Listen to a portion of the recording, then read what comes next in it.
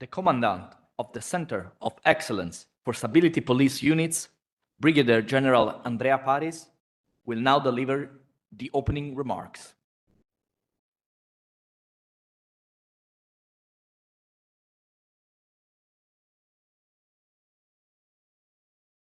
So, UN Police Advisor, Police Commissioner Faisal Shakar, Chief of Integrated Training Service, Mr. Harinder Sood, Chief of United Nations Standing Police Capacity, Mr. Kubo, and all distinguished delegates, esteemed colleagues of the United Nations Police Division and of the Integrated Training Service, distinguished participants who are joining us from remote, good morning to you all, and welcome to Vicenza and to the COESPIL. Prior to starting my speech, I would like to emphasize that I just assumed duty as the COESPIL commander 3 weeks ago. So this is my first international engagement as the COESPIL commander.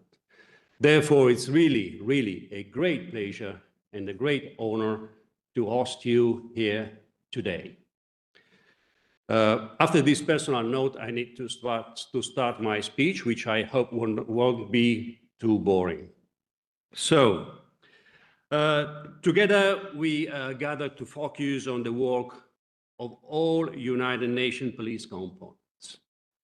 This is our occasion to honor your service, your professionalism, and your daily commitment to global peace and security.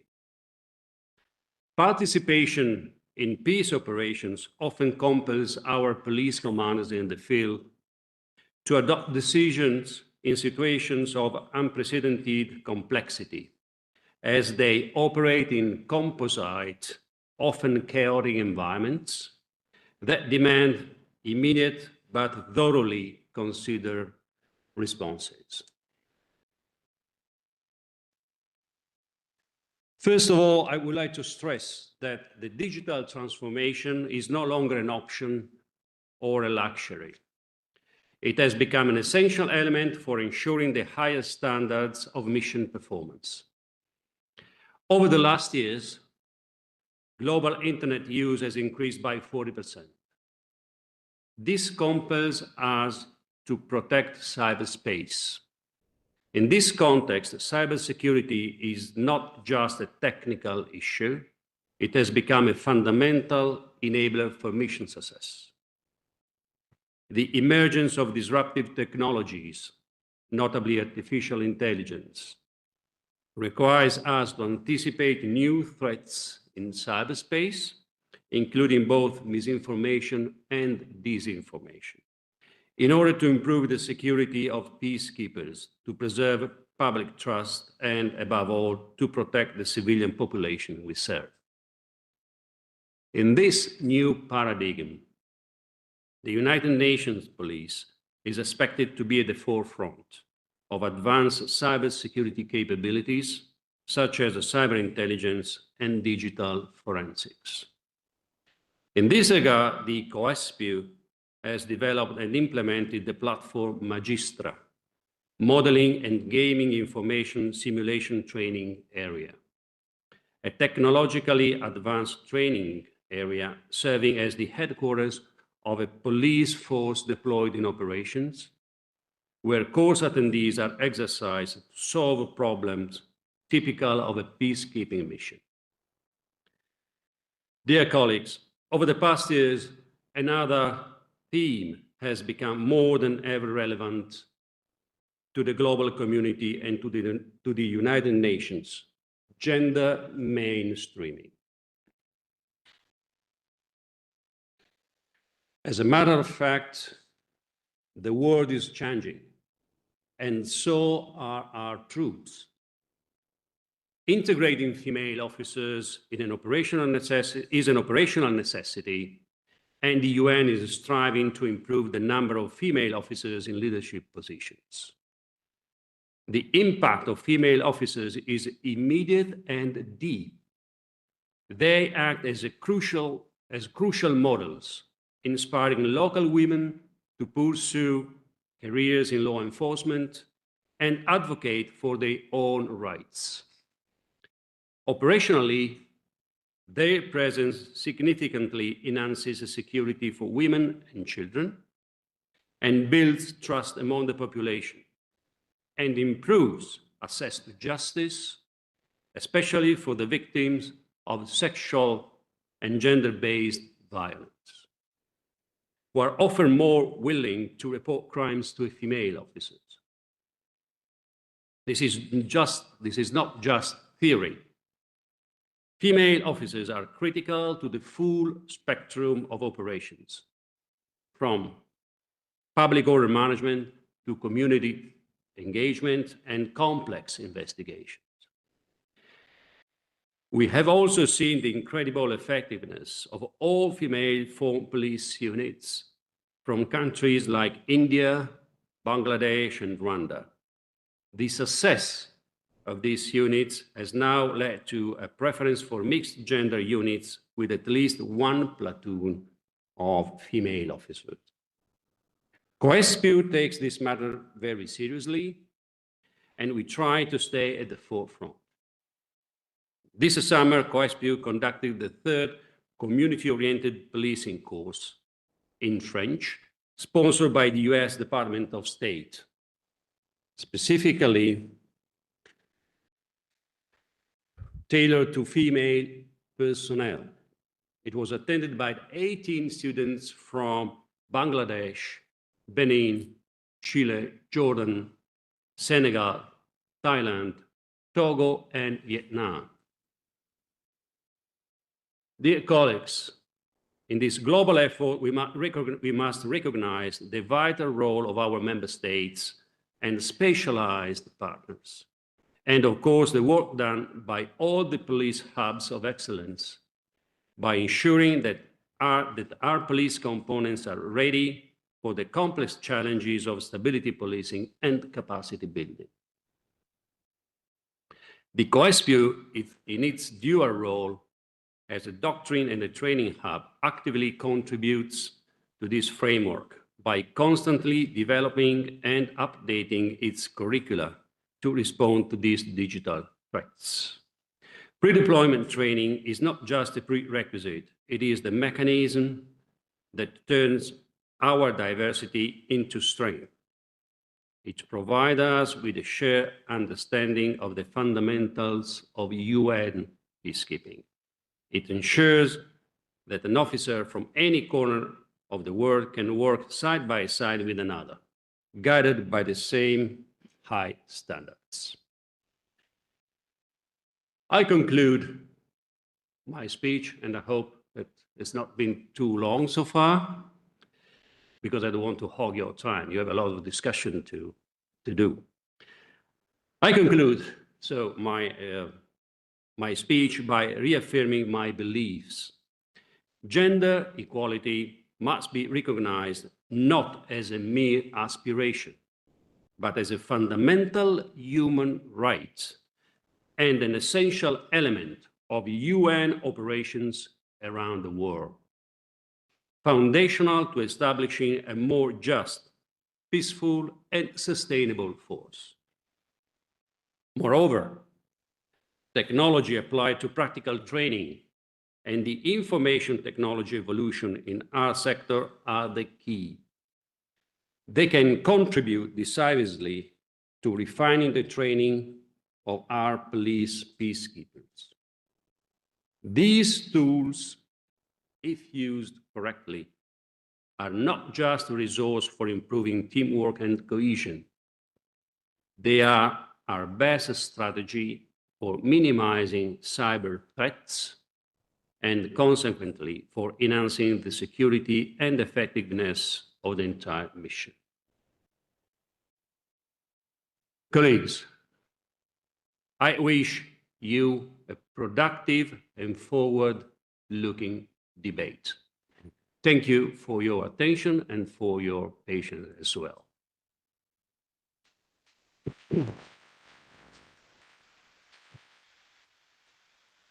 Thank you. Thank you for your welcome remarks, Commandant Paris. Now let me please introduce the next speaker. Commissioner Faisal Shahkar is United Nations Police Advisor in the Department of Peace Operations since October 2022. Prior to the selection to this post, he served as Punjab Police Inspector General in his home country of Pakistan, and his UN experience includes both United Nations headquarters assignments in New York and Brindisi, as well as field experience with Liberia and Bosnia and Herzegovina missions. Commissioner Shahkar, the floor is yours. Thank you, Dennis. Commander Quespo, our Chief ITS, IAPTC Secretariat, Arindra, who has worked with me in Police Division. Our new Chief SPC is here. All the colleagues, many familiar faces I see in the hall. Very warm good morning, ladies and gentlemen.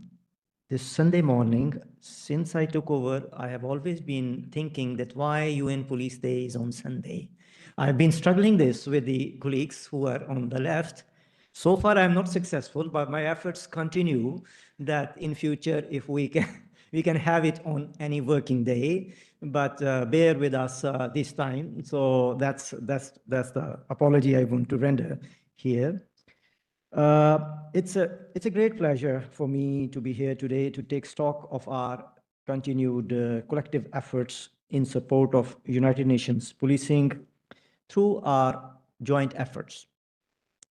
The United Nations Training Architecture Program, which involves UN colleagues plus member states plus institutes, all is a cross-cutting structure. Let me express in the beginning sincere gratitude to the government of Italy and particularly the Corps of Carabinieri for organizing this UN Police Day here. Italy is well known for its support to United Nations peacekeeping, and we really value our close cooperation with your country on police-related matters. I also want to put on record here the appreciation of the last commander, Mr. Giuseppe Majestis, was a great colleague. He also served in police division with us, and his cooperation with us was immense. And we welcome also taking this opportunity our new Commander Quespo. My deep appreciation also goes to the Secretariat of International Association of Peacekeeping Training Centers, IAPTC, and the organizations of this year's conference, the Center of Excellence, Quespo, with whom we have enjoyed a long-standing and productive relationship. It's only with its support that we are able to run the UN Police Day here today. We also appreciate all member states who have provided us with their expertise to develop and deliver the standardized training materials for the United Nations Police. For UNPOL to maximize our operational impact, it is critical that all officers are empowered with a shared vision and mindset and skill sets. We source police officers from close to 100 countries. The number varies due to deployments. Sometimes it is over 100, sometimes it is slightly less than 100. Ensuring coherence among our personnel and our approaches is the fundamental point, especially given the diversity of our organization coming from different parts of the world, with the different concepts of policing in their national areas. So it becomes important for us to go with a standardized policing pattern for UN police. And in this context, we have strategic guidance framework for international policing, which we call SGF. SGF helps to ensure consistent support to host states plus member states where even UN missions are not deployed. Since its introduction, the SGF has successfully developed to capture policing lessons identified into policing lessons learned. The early success we saw with the rollout of the SGF has enabled it to evolve considerably over time. Together with DPO's ITS, colleague, chief is here. The SGF has been effectively operationalized through our development in April 2019 of the UN Police Training Architecture Program. This program is notable for the early and enthusiastic support of member states. Initially 6 curriculum development groups, each co-chaired by 2 member states. I have one colleague here, Anne, who also performed as a co-chair, and now she's doing a different role. So I would like to mention her support. So we have facilitated by member states, UN experts. We held 11 in-person workshops between June 2019 and February 2020.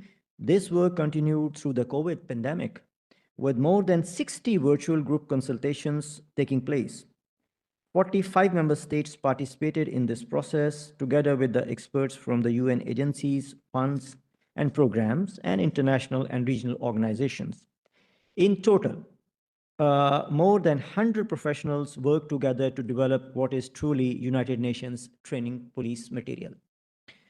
Starting from June 2022, we have delivered a total of 18 certified instructors development courses for the benefit of more than 360 police peacekeeping trainers from 73 countries worldwide. Last year, we organized the first ever such course in French with the support of the Organisation Internationale de la Francophonie, OIOF.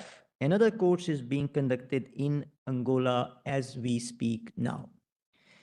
It will benefit 4 Portuguese-speaking countries, and we hope to bring more emerging police contributing countries on board once it is completed. In accordance with our core values and principles, all United Nations member states were and continue to be invited to join the program. I already mentioned the active engagement in the curriculum development process.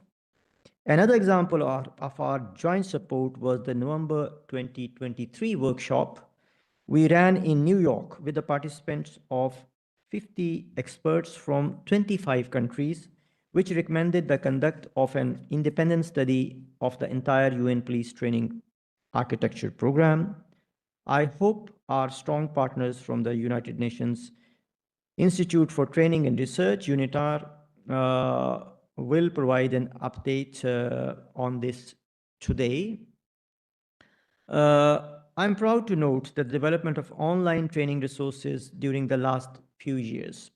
In line with the Secretary General's strategy on new technologies, as well as the Action for Peacekeeping plus priorities for advancing innovative, data-driven, and tech-enabled peacekeeping, we developed an online course focusing on SGF.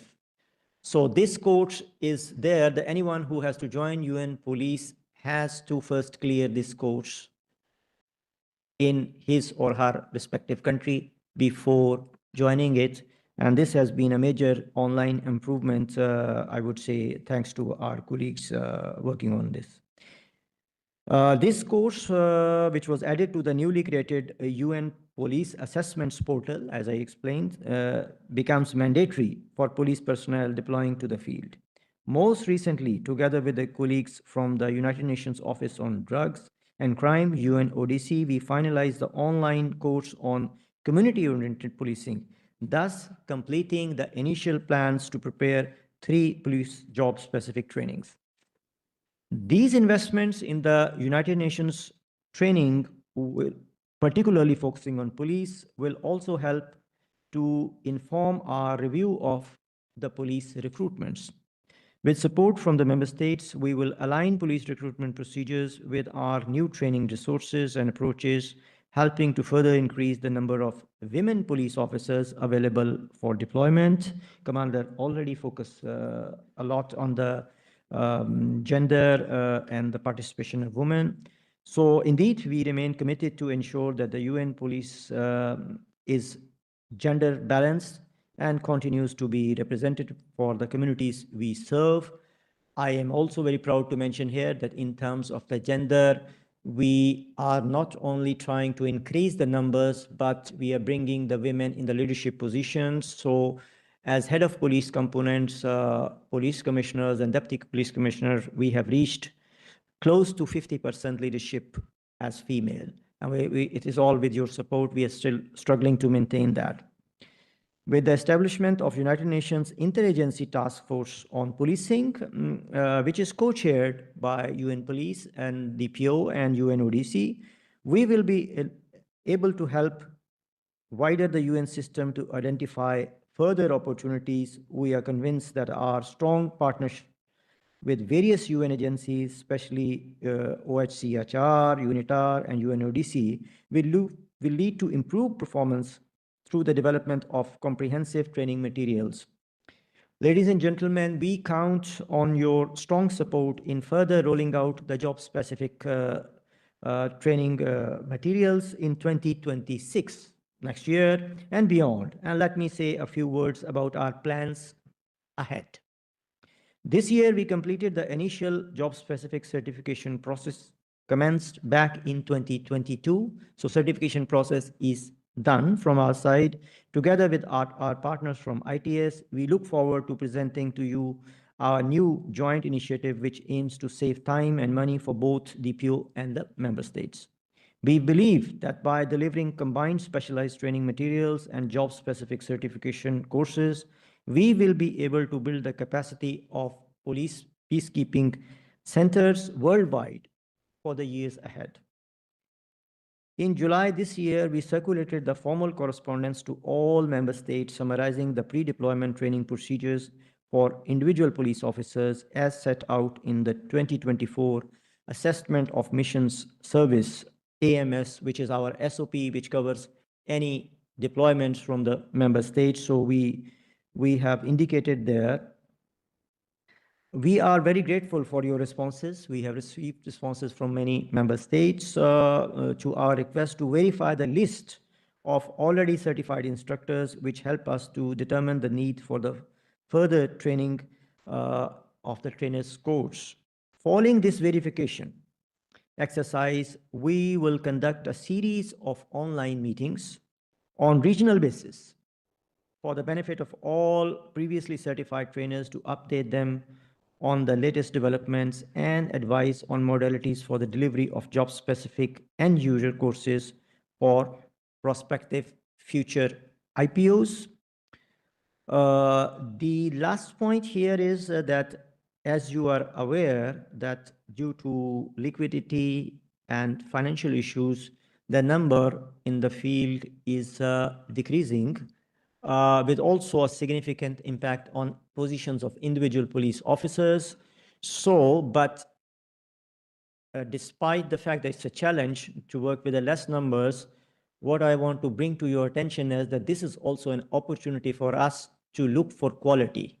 The quantity is going to be less, but my intention is to take this as an opportunity to select those from wide pool, which is now available in member states, only those who are very skillfully trained and who can be double-hatted or triple-hatted when they go in the mission. So this brings us to more importance of the training colleagues, those who are in the member states, who are in the training institutes, that any individual police officer now which is going in an environment in future in 2026 with scarce resources. He or she is not in large, big teams. So this brings us to the importance of very well prepared, very highly skill set colleagues to be selected in future. So I look forward for our continued collective endeavors, and we will discuss over the day further other initiatives. And I thank you for patient hearing. Thank you so much.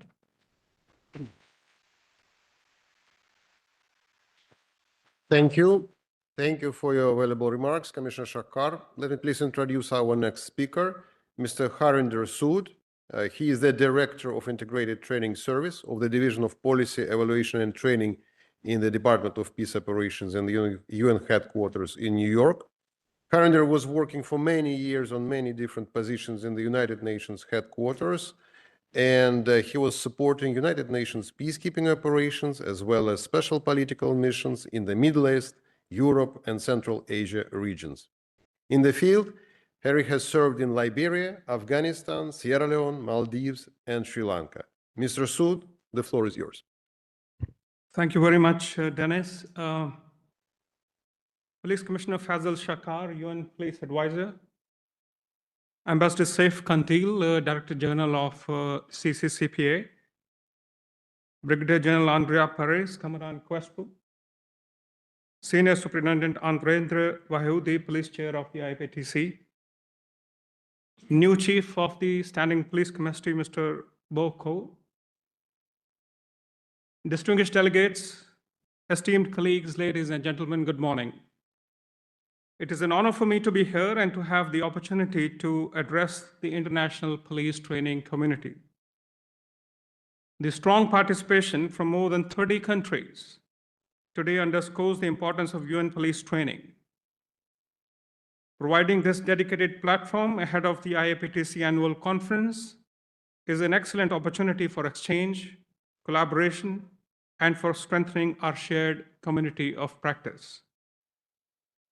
At the outset, I wish to express my sincere gratitude to the government of Italy, and in particular to the Center of Excellence for Stability Police Units, or COESPU, for hosting these two important events and for your generous hospitality. Within the United Nations, the Integrated Training Service, or ITS, serves as the strategic authority responsible for the direction, coordination, standard setting, and quality assurance of UN peacekeeping training.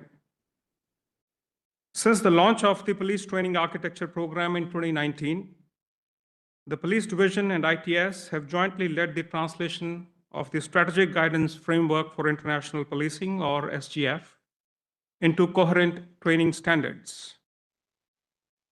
The multinational nature of UN policing brings together a wealth of experience that greatly enriches collaboration with host state counterparts and local communities. It represents networked and inclusive multilateralism in action.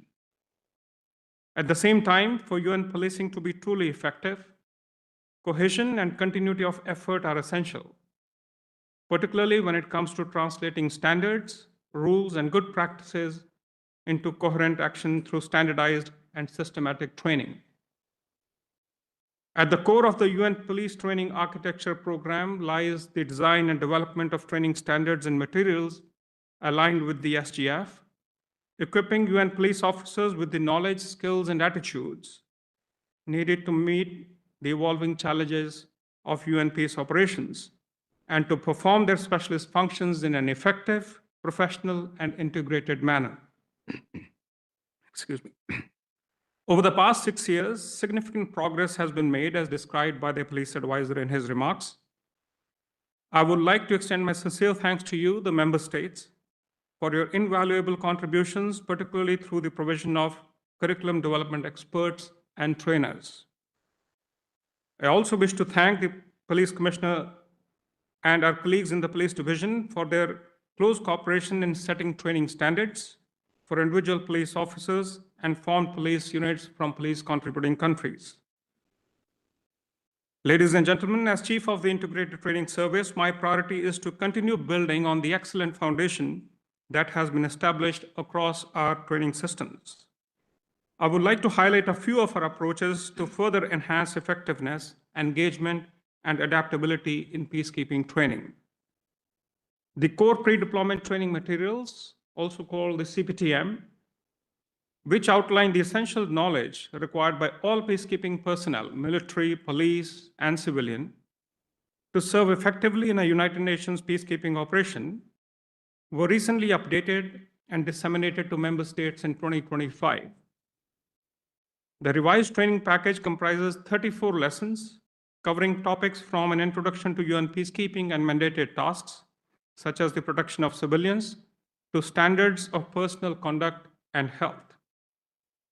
The materials are currently available in English and will soon be released in French, thanks to the generous support of the Organisation Internationale de la Francophonie, or OIF. The Specialist Training Materials, or STM, for the Formed Police Unit Command Staff is currently in its final phase of revision. A final pilot training of trainers course is scheduled for December 2025 in China. with submission of the training package to the USG of Department of Peace Operations for approval planned for early 2026 and rollout foreseen for 2026 and 2027. We sincerely thank the government of Italy for its financial support in 2026, which will be instrumental in standardizing this training. We also just completed a successful pilot in Ghana, as the police commissioner mentioned, for the STM for Foreign Police Unit pre-deployment training for all of the Foreign Police Unit. We are planning to hold workshops with subject matter experts to refine the draft, aiming for completion by the end of 2026. I take this opportunity to seek your support, both in terms of experts and financial support for the revision and rollout foreseen for 2027. Given the present-day threats emanating from misinformation, disinformation, and hate speech recognized by the Commandant of COESPU, ITS, in conjunction with our colleagues, has developed a reinforcement training package for the pre-deployment training of personnel contributed by the countries. We have also developed a reinforcement training package for force protection. This will improve the defense plans of the foreign police units and their convoy management skills. These will not only help in lowering the unit's vulnerability to harmful actions against them, but also preserve their tactical freedom of movement to conduct their mandated tasks. Both of these training packages have been rolled out to member states in joint police military training of trainers courses, reinforcing the cross-cutting importance of these issues, as well as to foster integration. Towards digital transformation, the increasing use of scenario-based exercises for both operational and strategic level courses is another way ITS is improving training. These are interactive scenarios that challenge trainees to navigate complex peacekeeping situations, and these are presented through various mediums, including role-playing exercises, multimedia presentations, and online platforms. One of the Secretary General's top priorities is advancing gender parity across the United Nations system, again, well recognized by the Commandant of COESPU. Achieving this goal requires effective gender mainstreaming, ensuring that gender equality is fully integrated into all policies, planning processes, decision-making, and training activities. In practice, this means embedding gender perspectives across all our training, from curriculum design to facilitation to evaluation, so that every activity helps build a more inclusive, gender-responsive police and peacekeeping environment. All of these initiatives require resources and sustained commitment to carry them forward. The year 2025 has been a challenging one. The United Nations, like many institutions, faces new and significant financial constraints. While we continue to navigate these challenges, we are mindful of their potential impact on training, resource availability, and the level of support we can extend to our member states. We also recognize that some police contributing countries may not yet have the capacity to meet training requirements or other capacity building needs on their own. To help address this, the Light Coordination Mechanism established within ITS on an initiative of the UN Secretary General supports the police division and police contributing countries in coordinating and facilitating training and other capacity building partnerships, including in areas such as equipment and training infrastructure. The LCM works in close partnership with you, the member states, to identify and leverage your capacities and resources in support of police contributing countries in need. We believe that every member state can play a role in these efforts, whether through financial contributions, the provision of trainers and subject matter experts, or by making training facilities available. Ladies and gentlemen, as you will appreciate, the deployment of well-trained personnel is a shared priority for both the United Nations and our member states. Looking ahead, international policing assignments will increasingly require certified UN training in specific specializations. This will help ensure that the right individuals and units trained in the right skills are deployed at the right time to make a meaningful difference on the ground. In closing, I wish once again to express my deep appreciation to our member states and partners for their invaluable support. We look forward to continuing our close collaboration with you your police training institutions, and other partner organizations to meet the evolving needs of United Nations peace operations. Thank you.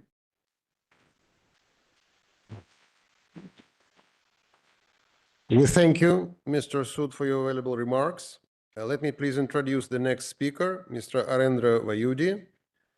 He is the police chair of the executive board of the International Association of Peacekeeping Training Centers. He currently serves as head of capacity development at the Indonesian National Police, focusing on counterterrorism and transnational organized crime issues. And he was serving in the UNAMID mission, Sudan, and MINUSCA, Central African Republic. And as well, he worked as a desk officer and mission management and support section with the United Nations Headquarters Police Division. Mr. Vayudi, the floor is yours.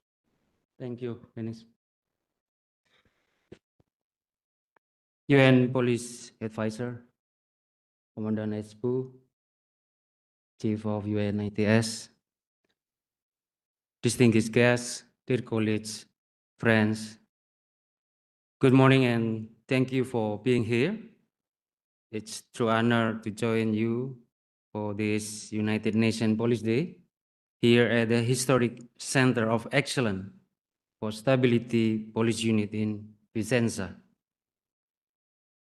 This place feels truly special. Today, we do not only celebrate 20 years of COESPU and 30 years of IPTC, but also something deeper. Our shared belief that policing has the power to build and sustain peace. The success of our mission is not written in policy papers. It's carried out day by day. Courage, dedication, and professionalism of the men and women who wear the blue helmet.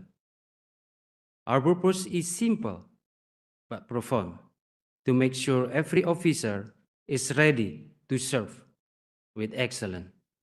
That readiness defines who we are. The world we serve is changing fast. The complexity we see in the news is the same reality faced by our peacekeepers on the ground. Sometimes it brings uncertainty, even hesitation, to trust our presence. Our task is to earn that trust, step by step, through action that show our integrity and professionalism. This year, we face a new test. As part of the Secretary General Strategic Optimization, we will begin a 15% reduction in personnel starting this year. This is not just a number. It is a reminder that we must now deliver excellence over volume. Even with fewer people, our mission remains the same: to protect civilians, maintain safety, and uphold the core values of peacekeeping. Our challenges are real and expectations are high. We address extraordinary crime daily, the erode stability and misinformation that can damage the credibility of our work. This reality reminds us that quality must begin long before deployment. It begins with how we train, how we prepare, and how we hold ourselves accountable. The Secretary General's Action for Peacekeeping Plus vision gives us a clear direction. We must be smart, people-centered, and adaptable. The UN police of today and tomorrow must continue to make an impact, even with fewer numbers. That means focusing on strong foundation, respect for human rights, gender equality, and the rule of law, and evidence-based decision-making. These are not just words. They are the moral compass that guide us in every mission. Specialization is also key to our success. With smaller team, we must rely on expertise in forensic, cybercrime, criminal intelligence, and the protection of vulnerable groups. This brings us to the importance of the IPTC network. We are the bridge between UN policy and the thousands of trainers who prepare peacekeepers across the world. Here at COESPU, we see the spirit of partnership effort in action, a shared effort to ensure that every officer, wherever they are trained, receive the same high-quality preparation.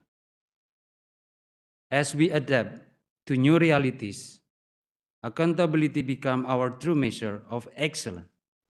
Every officer who deploys must perform at the highest level because each one does not only represent their country, but also the values of the United Nations. This year also marks of the 25th anniversary of the Security Council Resolution 1325. It is a reminder that women are not only part of peacekeeping, they are essential to it.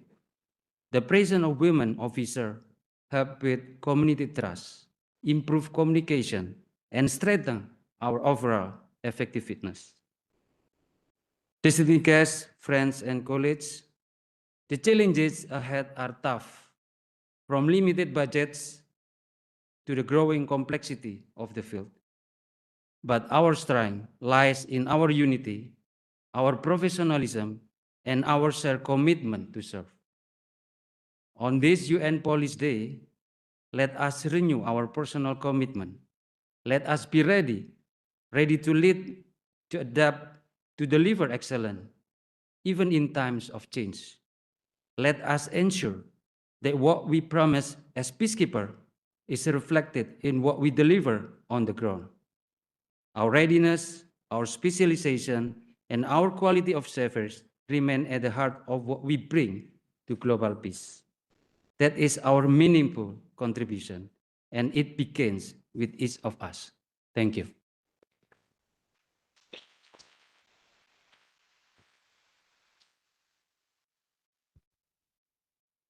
Ladies and gentlemen, you are now invited to take a group picture at COESPU Parade Ground. After that, please, let's enjoy a short coffee break in the COESPU recreational area. The UNPOL Day will resume at 11:30. You can leave all your belongings here, including your hats.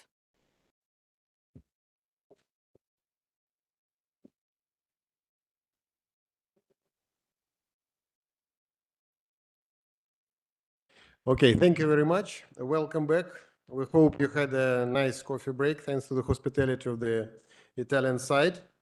I just want to start by saying that you noticed in the morning a lot of speakers were talking about the gender mainstreaming, but you observed 4 male speakers. To show you that we are very serious about gender balance, we propose 4 women speakers in the afternoon. And let me introduce the first one out of these women speakers today, Ms. Ann-Kristin Kvilekwall. She works for the Integrated Training Service in the UN headquarters as a police training officer. She has, of course, a lot of experience. Her last UN assignment was head of police component in Cyprus, UNFICYP. And her other field assignments include Lebanon, Timor-Leste, Georgia, Afghanistan, amongst others. Ms. Kvilekwall, the floor is yours. Thank you. Thank you. Thank you for the introduction, Dennis. I always was thinking and asked him in this morning, who is introducing Dennis? But I don't think anyone needs to introduce Mr. Dennis from the police division. You are a legend. Good morning. Good morning, afternoon, evening, and night for those who are online. I know that we have a lot of people online for this afternoon session. So I will just briefly talk about the ITS portfolio, the Integrated Training Service. You heard my boss, Mr. Harinder Sood, this morning, and just give a brief update of what has happened the last year and our always good collaboration with Police Division and your member state. So as you can see, this is the organization chart of the Integrated Training Service, and I am from the member state support team. We have Herbert here. He is the team leader of the Light Coordination Mechanism. You will hear from Katarina later today. And we will also hear from Ms. Umo, who is in the field training and support team. So always when I am around talking, I try to mention our Peacekeeping Resource Hub. I know that it's very familiar for many of you, but I also get some questions and comments around that not everyone is familiar with the Peacekeeping Resource Hub and what is actually on the Peacekeeping Resource Hub. So all the ITS training material will be uploaded constantly on this Peacekeeping Resource Hub. It's for you to use. And of course, you download and you do whatever you want with the material, but this is the standard material. And for the specialized training part, you will constantly see all the STMs, and we also have materials for military training and civilian training. So everything is there, and as I will mention just briefly later is the Foreign Police Unit, what is going on that side right now, because finally we have coming to some closure on the revision of this material as well.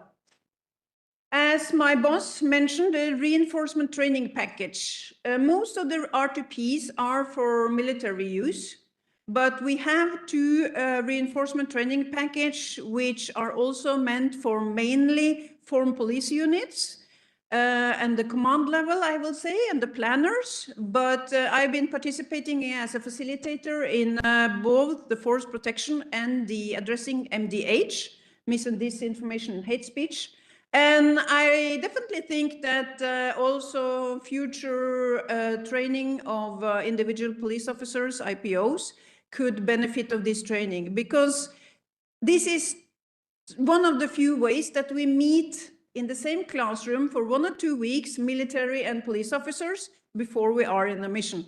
And we all know when we are in a mission, the cooperation between the military and the police is not always good. We have some difficulties to understand each other sometimes. So this is a good way to at least do some training, especially in the planning, I think would be very beneficial also for police officers.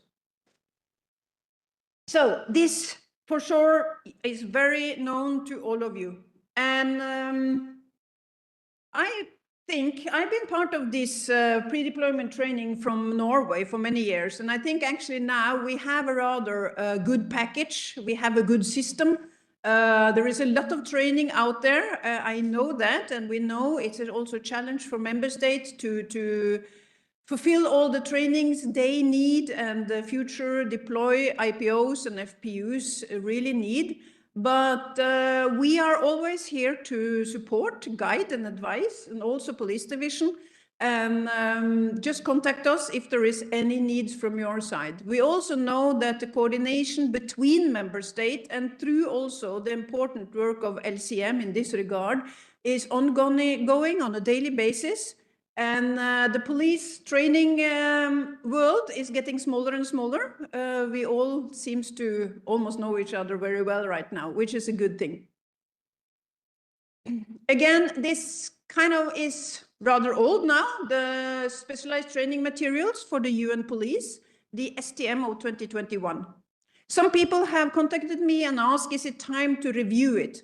And I said, well, maybe. But as you see, the STM for the UN police is very much aligned with the strategic guidance framework, the SGF.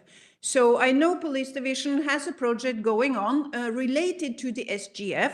And hopefully in the near future, we will have a review. And if there are changes which we need to implement and review in the STM for UN police, of course, we will do that together with the member state support. We really need you because in ITS, we are 2 police officers. It's my colleague, Mr. Chin from China, and myself, who is dealing with the police matter. So our portfolio is this. And I want to also highlight the training recognition in the bottom.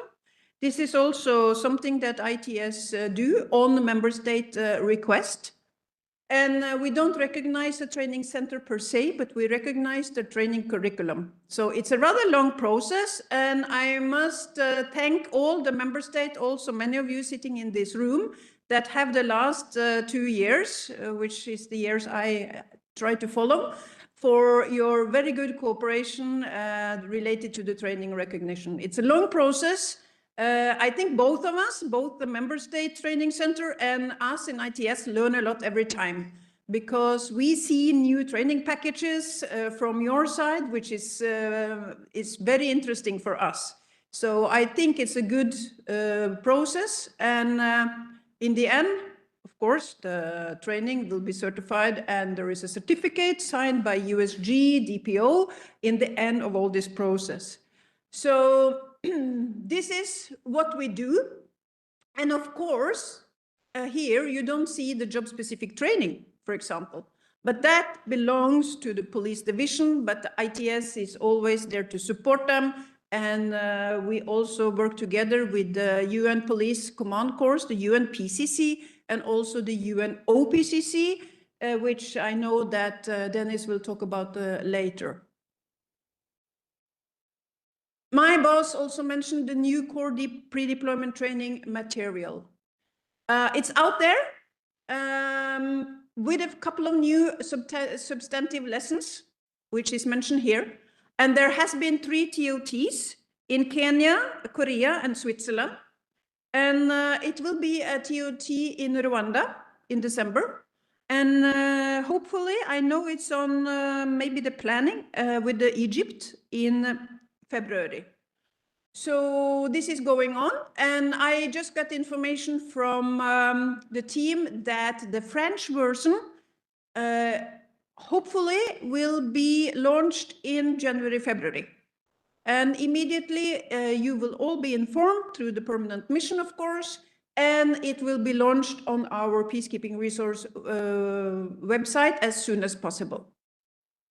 And CPTM project was funded by the government of Denmark, so thank you to Denmark, and thank you to all the member states that has really been involved in this validation of this important training material.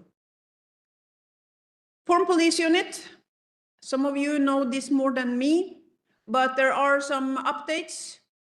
We are in the final revision. It's been a very, very long, almost I think 2 years revision, as we were waiting for the new FPU manual or policy, I don't remember, yeah, which came early this year. So then we had to go and see that actually our training material was aligned with the policy and manuals. So in December, we will be in China to conduct a pilot FPU command staff TOT with support from many of you sitting in this room. So thank you. Sorry. The STM for FPU pre-deployment training. Again, the curriculum is under revision. As many of you know, this is a very long, it's 8 to 9 weeks training. And again, it has to be, even if it was very close to be finalized, when we got the new policies and manuals, we had to double check everything because we cannot launch material which is aligned only to the old policies. It has taken a time, but now we see the end of it, and I hope that 2026 it will be all finalized and sent to the approval and signature by the USG of DPO. So this is the main overview of the ITS, and especially from the member state support team, which is the team I'm working on. And now I hope that soon we will get our first online speaker. Let's see how it works. Thank you, Ann-Christine. Thanks a lot. I think, colleagues, we will get a lot of opportunities to talk during the afternoon sessions. And of course, Ann-Christine will be here. I'm sure that you will get some questions for her and she can clarify them. But thanks a lot. Thanks, Ann-Christine. I think we should now go ahead and introduce the next speaker, who is in an online mode, Ms. Omo Wunmi Omo, who is the head of field training support team with ITS.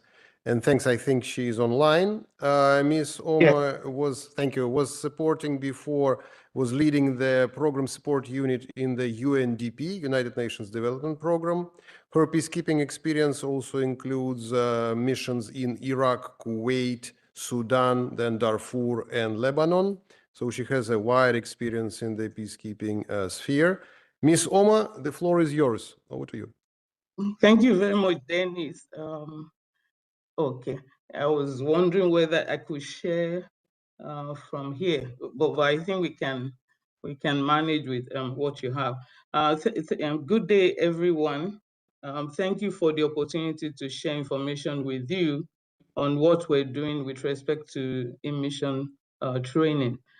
Of course, we know that peacekeeping training is divided into two categories. On the left, you have the pre-deployment training, and then you have in-mission training.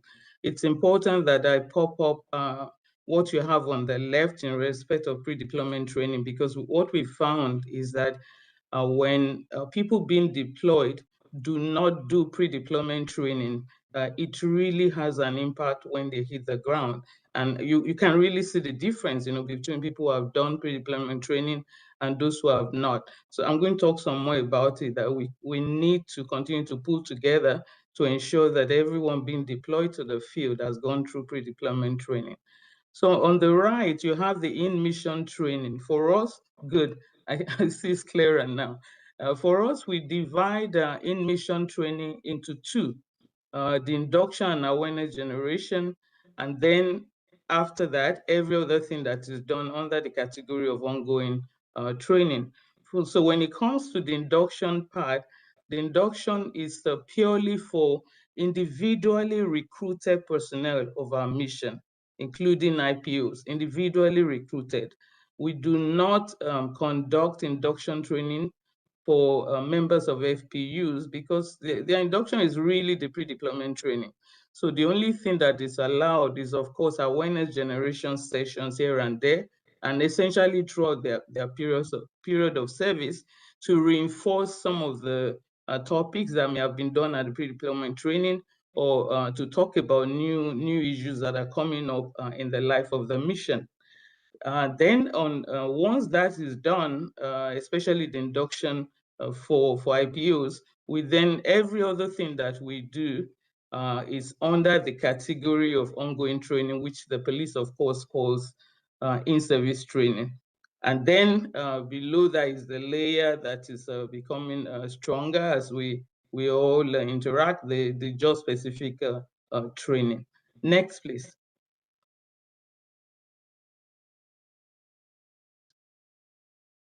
Next, please. Okay, thank you. So I'd like to focus a bit on police-specific induction training. Of course, for the induction training for individually recruited personnel, especially uniformed colleagues, we have the first layer of the integrated induction, which has to be done together by civilian, military, and police. And after that, we then go into the police-specific induction training. In the last 3 years, we've been working seriously on this topic. We've tried to standardize some modules that must be taught in every location where we have IPOs. So for issues of the structure, what does the administration look like? So we have standardized presentations that have been put together and shared with our police trainers. Then it's the responsibility of each mission to then adjust those presentations to the peculiarities of their mission. One area we've also been very conscious of is the way the content is delivered, because we really don't want a series of briefing. So we've done a lot of work with our trainers to incorporate so many things, into their presentation, and to reach out to people using different facilitation skills, audio, video, and as many things. Right now, we're talking artificial intelligence and how we can incorporate that into the way we design our programs, and of course, how it's also delivered. So we have three categories, that we look at for induction training. You have the standardized ones that everyone must talk about. Then we have the mandate-related presentations, really depending on the mandate of that mission. We have the operational framework, protection of civilians, missions that are mandated to deal with the topic.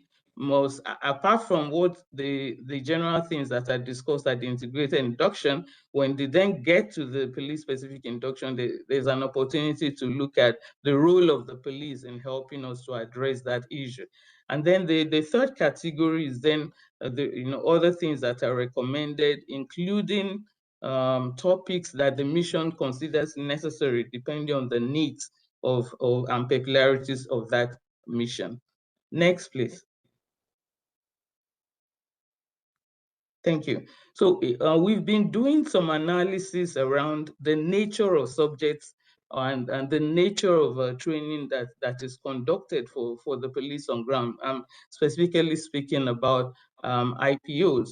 So you remember I said in mission training is, and after the induction, any other thing that is needed, any other training intervention is then done under that category of ongoing training. So we've been looking at various things. For example, within missions, we plug all the training interventions that have been done into three. So the first one is substantive through technical skills. With respect to that, what are we doing to enhance policing skills of our IPOs? And then for those who are supervisors, managers and leaders, unit leaders and the likes, we also have a second layer of training for them. Then every other thing, type of training beyond that is plugged into that category of organizational development. You will see the spread across all three. It's typical, basically, for different areas of specialization. You find that there's a higher percentage when you're thinking of organizational development. Of course, that's because we're under pressure from different entities, member states, secretariat, the department, to look at different subjects during the course of the mission. For example, we're talking disability inclusion. Every time a new issue is popped up, we must think of how to incorporate it into training. Systems training for working our missions, and all of that fall into organizational development. So as I said, it's typical to have a high percentage, but then we still want to look at the possibility of lowering it to about 50% so that more time can be spent for substantive through technical training.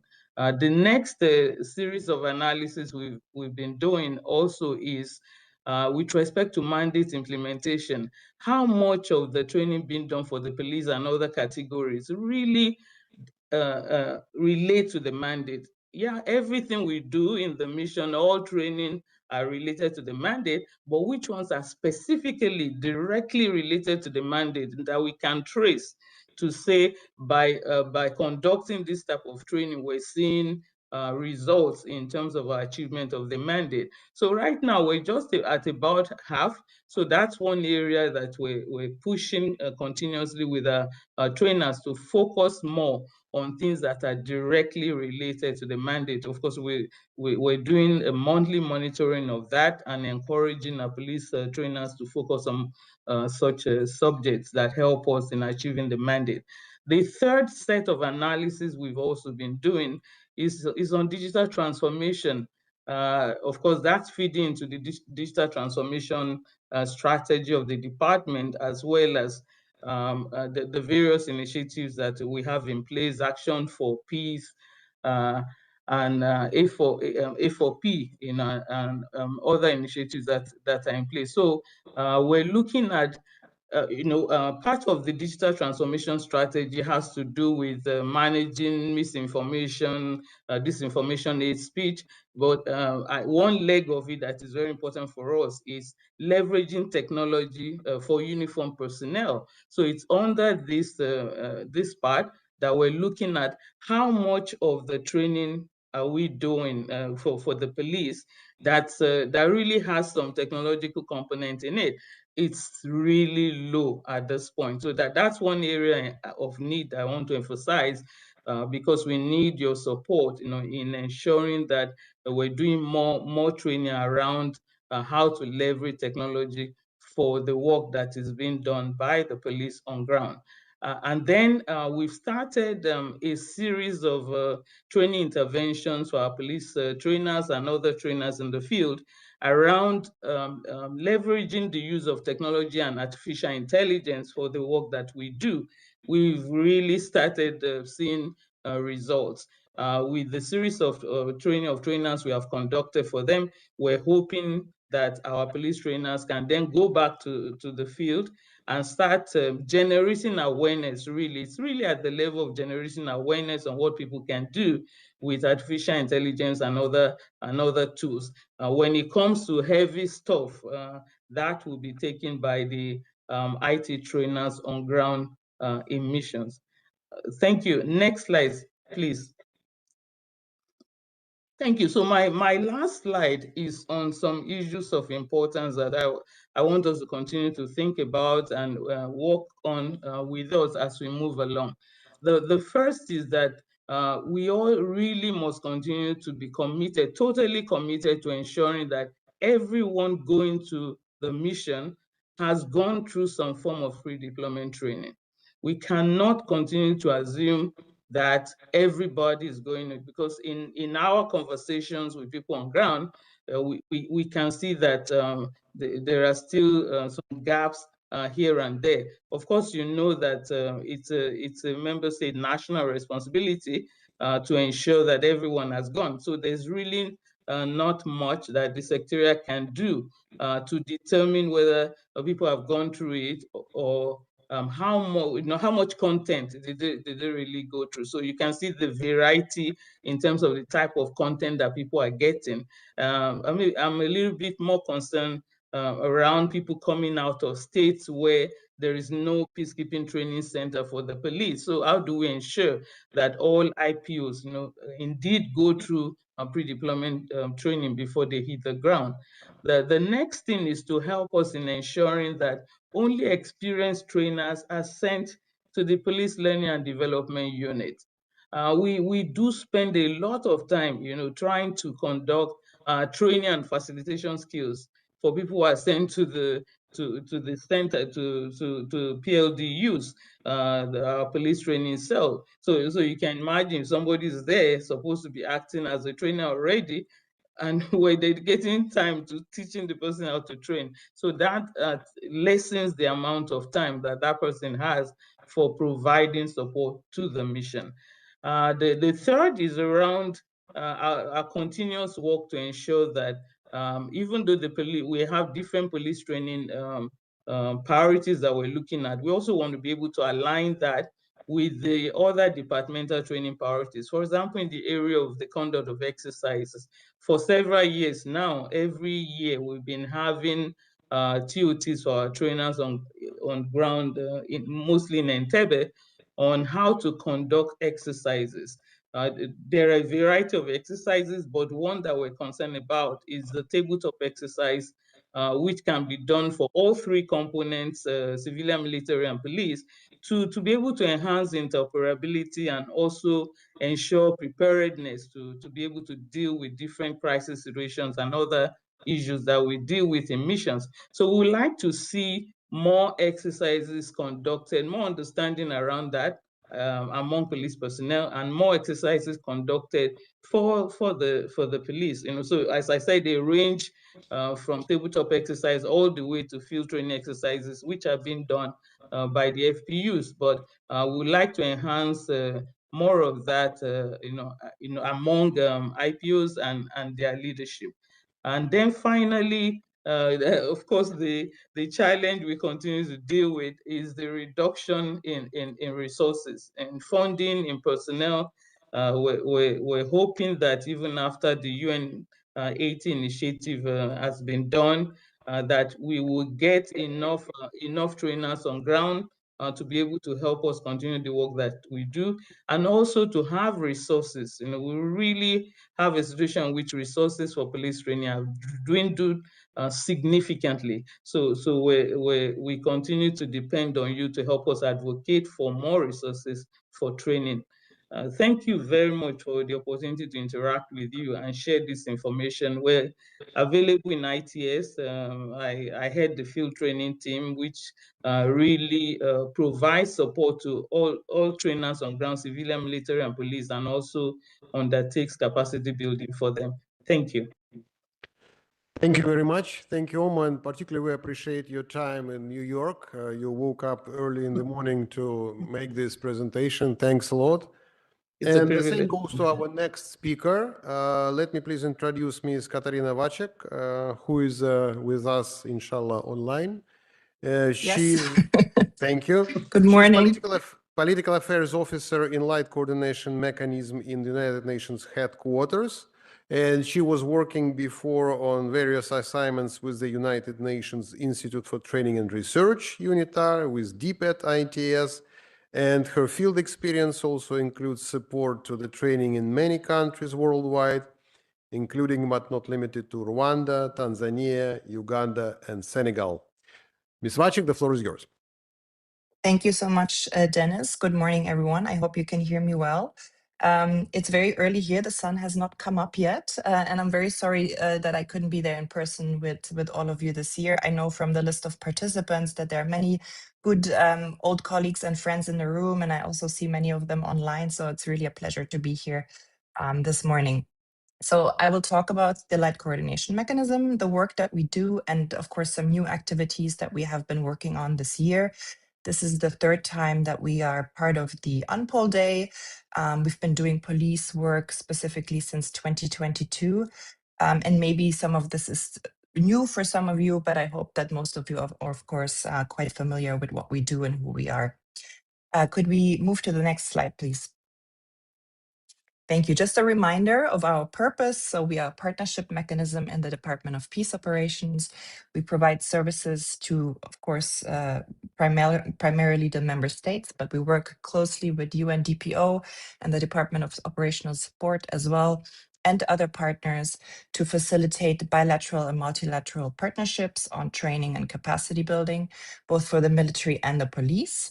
And our aim here is to improve the performance, the safety, and the security of our peacekeepers deployed in peace operations. And you see, we are saying here in peace operations approved by the Security Council, and we chose this wording carefully because we are not only providing support to our own peacekeeping operations, but we were also working recently in support of the mission in Haiti, which, as you know, is not a UN-led mission, but it's still a mission approved by the Security Council.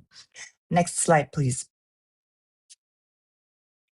Thank you. So in terms of what it is that we are doing, our core activities is our partnership facilitation, as I just mentioned.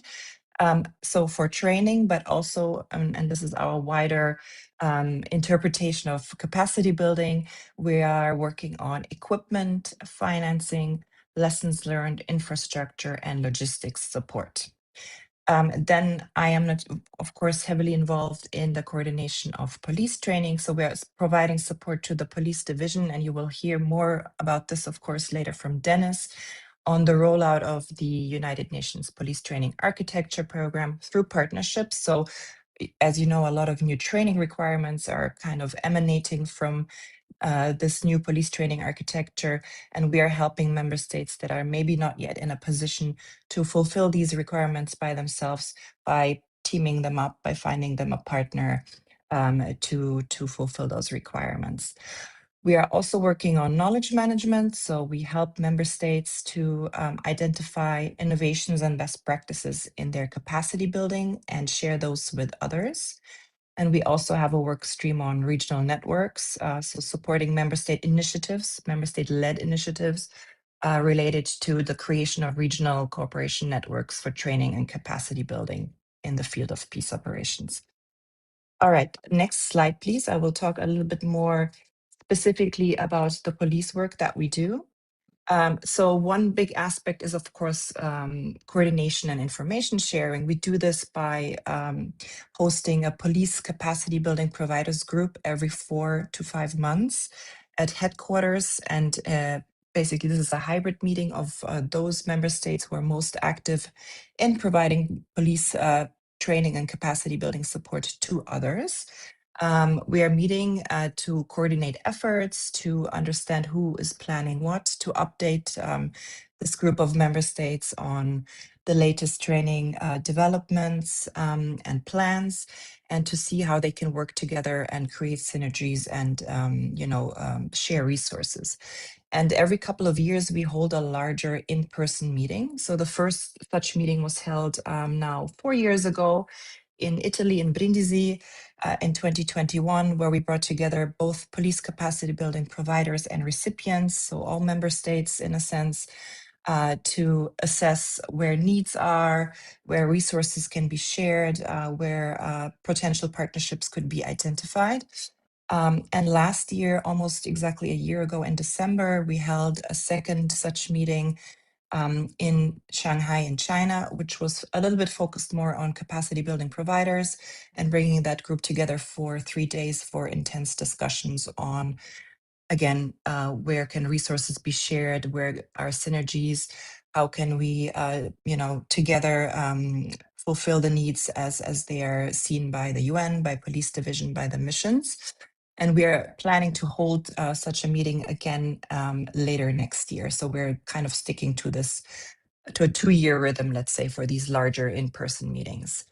Then, of course, we are facilitating training partnerships. So here we are working with many member states who offer their own police-specific pre-deployment training to their own national officers, of course, but they are also willing to extend that support to international participants. So we've had many training partnerships like this going on over the last 3 years. We are also facilitating mobile training teams. So here we are looking at member states sending their police trainers to another member state to provide specific training, either as requested by the member state itself or because a certain need was identified maybe by the UN or by the mission. And I will show you an example of that in just a short while. And then we are also looking at facilitation of infrastructure and equipment partnerships. So, of course, equipment is not such a great need on the police side as on the military side, just because in terms of the numbers and the type of personnel we deploy. But for sure, for the formed police units, we are also looking at equipment requests from those countries deploying FPUs. And when we talk about infrastructure, and I will go into more detail later on as well, we are mainly talking about training infrastructure in this respect. Next slide, please. On the MTTs. So I just mentioned that this is something that we are doing quite frequently. Just a few points on this. Firstly, the picture that you see here was from an MTT, a multinational mobile training team that we facilitated last year to Uganda. So Uganda had undergone an AMS SAT, and they had 40 officers cleared for deployment. And were, starting their pre-deployment preparations for these officers, and they needed support with the job-specific training. So we put together, as you can see here, a multinational mobile training team consisting of really kind of a global effort. So we had, you see the 2 ladies from Norway, but we also had trainers from Malawi, from Ghana, from the Gambia, and supporting also some UN certified Ugandan instructors. So it was really this great global effort to provide that training. And because at that time, and we still see this now, the job-specific training was quite new. We reinforced the capacity of these UN-certified trainers by giving them a 1-week refresher component ahead of the MTT. So they underwent a 1-week refresher together on the spot in Uganda with a senior mentor, and to really dig into the materials, because although they were UN certified, they maybe didn't have that much opportunity and experience yet in actually providing this training to others. And that really kind of then helped them to be fully prepared for then delivering the job-specific training to the prospective IPOs on the ground. So this is just a nice example that we repeated this year as well in Argentina. But of course, MTTs can be utilized for other topics as well, not only for the job specific. So we have many countries as well who have certain specializations. For example, Germany, who's offering investigating sexual and gender-based violence TOTs that have been also offered as mobile training teams. So here we are very much involved in the coordination and helping with preparatory meetings and setting up terms of reference for such partnerships. Next slide, please.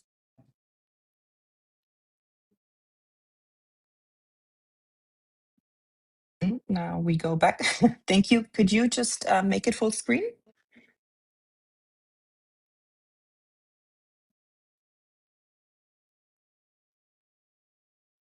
Thank you so much. Okay, great. We're back. All right. This is just something I wanted to kind of highlight a little bit, that we this year for the first time completed an Arabic language training program. So here we had the United Arab Emirates who supported Nepal after they underwent an AMS set with Arabic language training. And this is a need that arose, and we've heard this from a couple of PCCs now, specifically for IPOs deployed in UNMISS, where a lot of the times Arabic is actually the local language spoken. And also specifically now with the conflict in Sudan, you have a lot of refugees as well who are in South Sudan. So Arabic is kind of a quite important skill to have on the ground when engaging with the host state population. So here, this was a pilot and a first for us. The UAE sent 2 instructors for 1 month each to Nepal to train the officers on the ground. The UAE provided the instructors and covered all expenses related to their, stay in Nepal.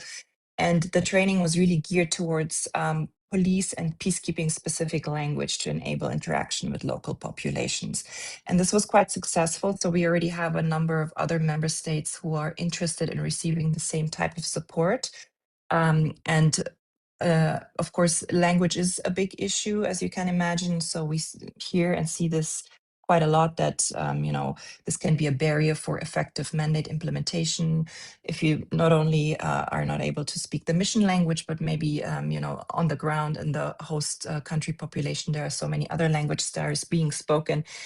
So this is a very important issue. So we are, of course, receiving also a lot of requests for French language training and are currently also working with partners on fulfilling those. Next slide, please. Yeah, I mentioned training infrastructure support earlier. I just wanted to, give you a little bit of a better understanding of what it is that we are talking about here. So here we're talking mainly about upgrading or expansion of training infrastructure.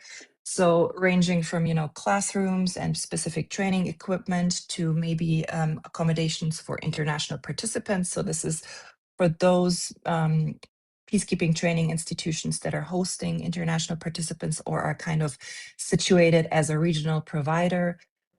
We have also received requests for female-specific facilities, for simulation areas, for shooting ranges, and so on.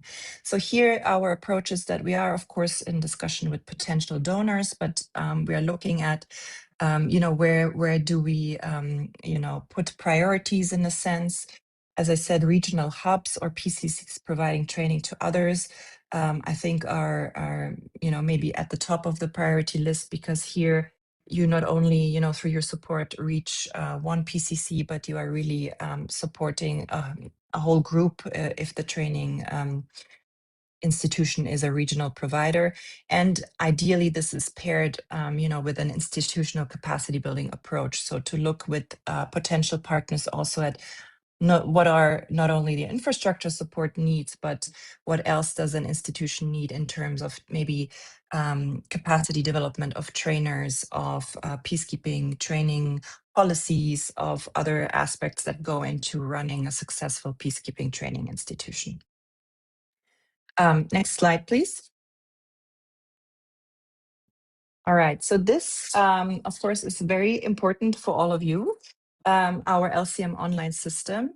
I hope that most of you are familiar with the system. It's been in existence for not quite 2 years, so officially launched in January of 2024.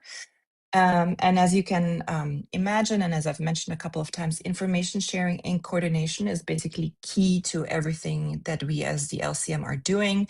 We also have a mandate for information sharing from the Special Committee for Peacekeeping Operations in the UN, where in basically every year when this committee issues a report, we've been asked to increase our coordination and information sharing efforts. And that they should ideally result in direct engagement and coordination of all stakeholders who are providing training and capacity building, who are seeking training and capacity building, and the UN as well. So 2 years ago, we started developing this online platform, which is really an online gateway for member states to share their peacekeeping related training activities for military and police with the LCM, but also to coordinate with their partners and with their existing networks on who is doing what. So it has two components. One is this calendar function that I just mentioned. We're calling it the Global Peacekeeping Training Schedule. So here we are asking member states to upload and share their ongoing and planned training activities. And this system is smart. So it has underlying conflict rules that are programmed into it. So if you are planning an activity that has an overlap in, let's say, audience, time frame, and location with another member state, then you would both receive an alert, and then we could work with you and those and the partner on deconflicting the activity.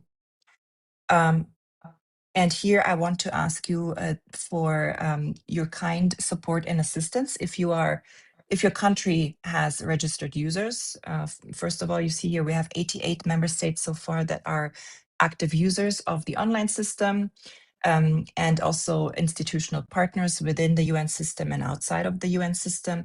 And we have more than 500 registered individual users. So each member state can have up to 12. My appeal to you right now is that, first of all, if you're not familiar with the system, please reach out and we're happy to give you further information or an online briefing on the details. Or please find out if your member state is already registered with users. And if you are, then we would like to ask you to please upload your planned activities for 2026. So we are now going, towards the end of the year.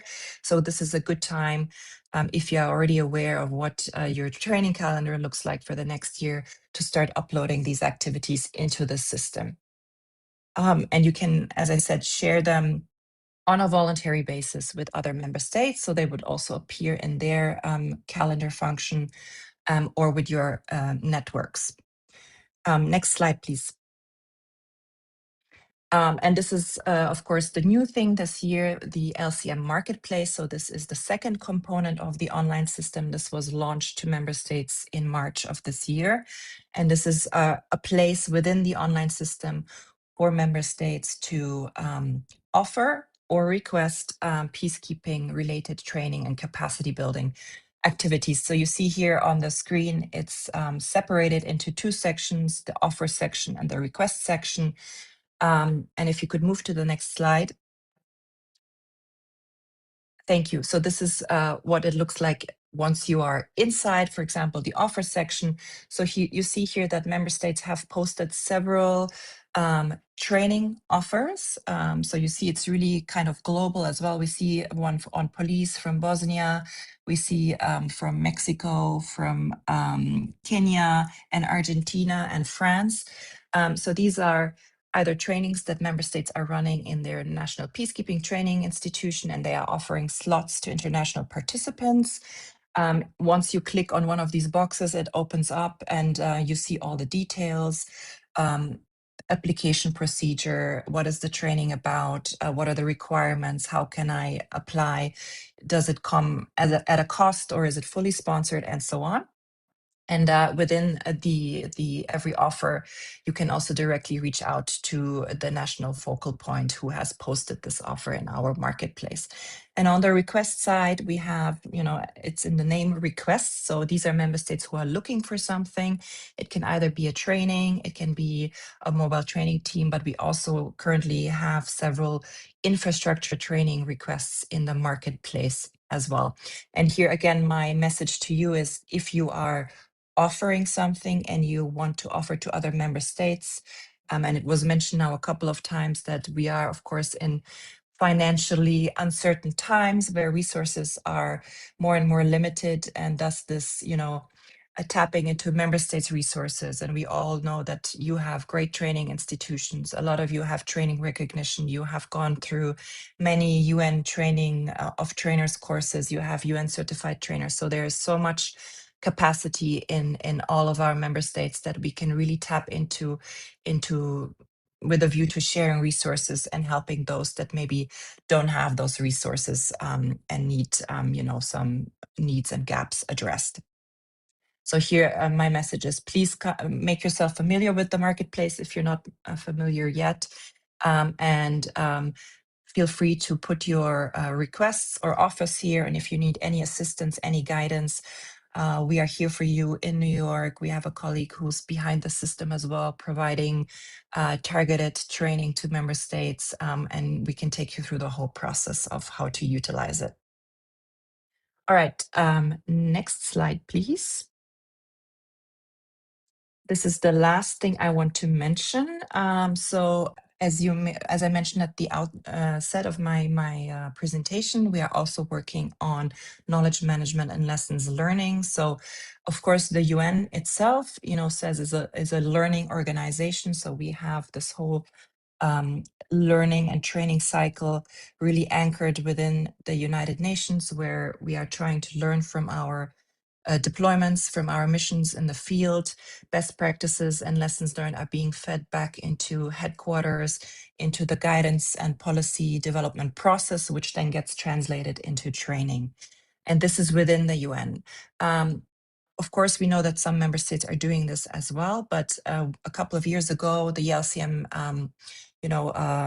launched this tool to help member states to also become learning organizations and to really enable them to capture and analyze their own operational experiences and to enhance their own future training and deployment through learning from their own experiences. So the Deployment Review mobile app contains a methodology for member states, how to do lessons learning. And we launched it, I think, in 2020. So now it's time to kind of enhance and revamp the app. So this is an effort that is currently ongoing.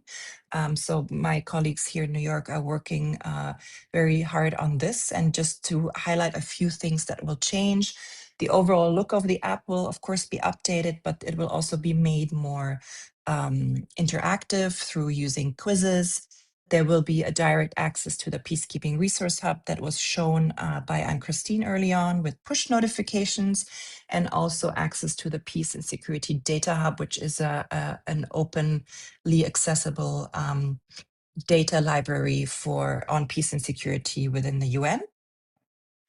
We will also enable access to digitalized pocket cards. So you may know that, for a lot of topics within the UN, we have pocket cards. I used to sometimes 10 years ago traveled when we trained whole battalions with 800 printed and laminated code of conduct pocket cards that we were handing out during pre-deployment training. So all of these different pocket cards that are in existence on code of conduct is one of them, sexual exploitation and abuse, child protection, and so many other topics will be digitalized and will become part of the mobile app as well. And there will also be access to short videos supporting lessons learning. Next slide, please. Yeah, so related to the app, I want to highlight one important innovation that we are working on specifically for police. So when the app was first conceptualized and launched, the templates that are within the app for the methodology were designed with contingent commanders in mind. So, the questions that are being used and the scenarios and everything is really for contingent commanders. So there was nothing specifically for IPOs. So over the last year, we developed a new template that will be part of the app specifically for individual police officers, which is the end of assignment report. That is kind of the not the most important one, but a quite important template within the methodology and the app, because this is basically a report that helps, to present an overview of good practices, lessons identified, innovations and challenges, and suggestions on how to repeat successes and avoid mistakes. So this is something that member states really can use to learn from their deployments and then feed that into the preparation of the next rotation of personnel. So this new IPO-specific template is currently being tested for us by several PCCs, Argentina, Fiji, Jordan, Indonesia, and Uganda. They all have larger contingents of IPOs deployed, and they are working with them as they are returning from mission on testing the template for us. So that means they are looking at, are these the right questions to ask? Is it clear? Does it make sense? Is anything missing in their opinion? Is it easy to use? And so on. And once we receive their feedback, then we will finalize it and it will become part of the enhanced app version in 2026. And here, if your country is interested in this type of activity and you would also like to test it, then please reach out to us and we are very happy to expand the group of testers to your country as well. And maybe just for your understanding, a last word here. So the methodology is really given to member states for their own lessons learning process. This is not a reporting mechanism to the UN, and how you use it is really up to you. The countries that are testing this specific template for us right now have already given us very interesting and great feedback. So most of them are running some type of debriefing exercise when their IPOs return from mission, or they do some maybe focus group interviews, or they have them maybe also write a smaller report of some sorts. But a lot of them also said they don't have anything very structured. So in that sense, having this kind of template provided is quite welcome. With that, I think I'm at the end of my presentation. So just the last slide, please. Yeah, thank you so much. So, of course, how can we partner with you?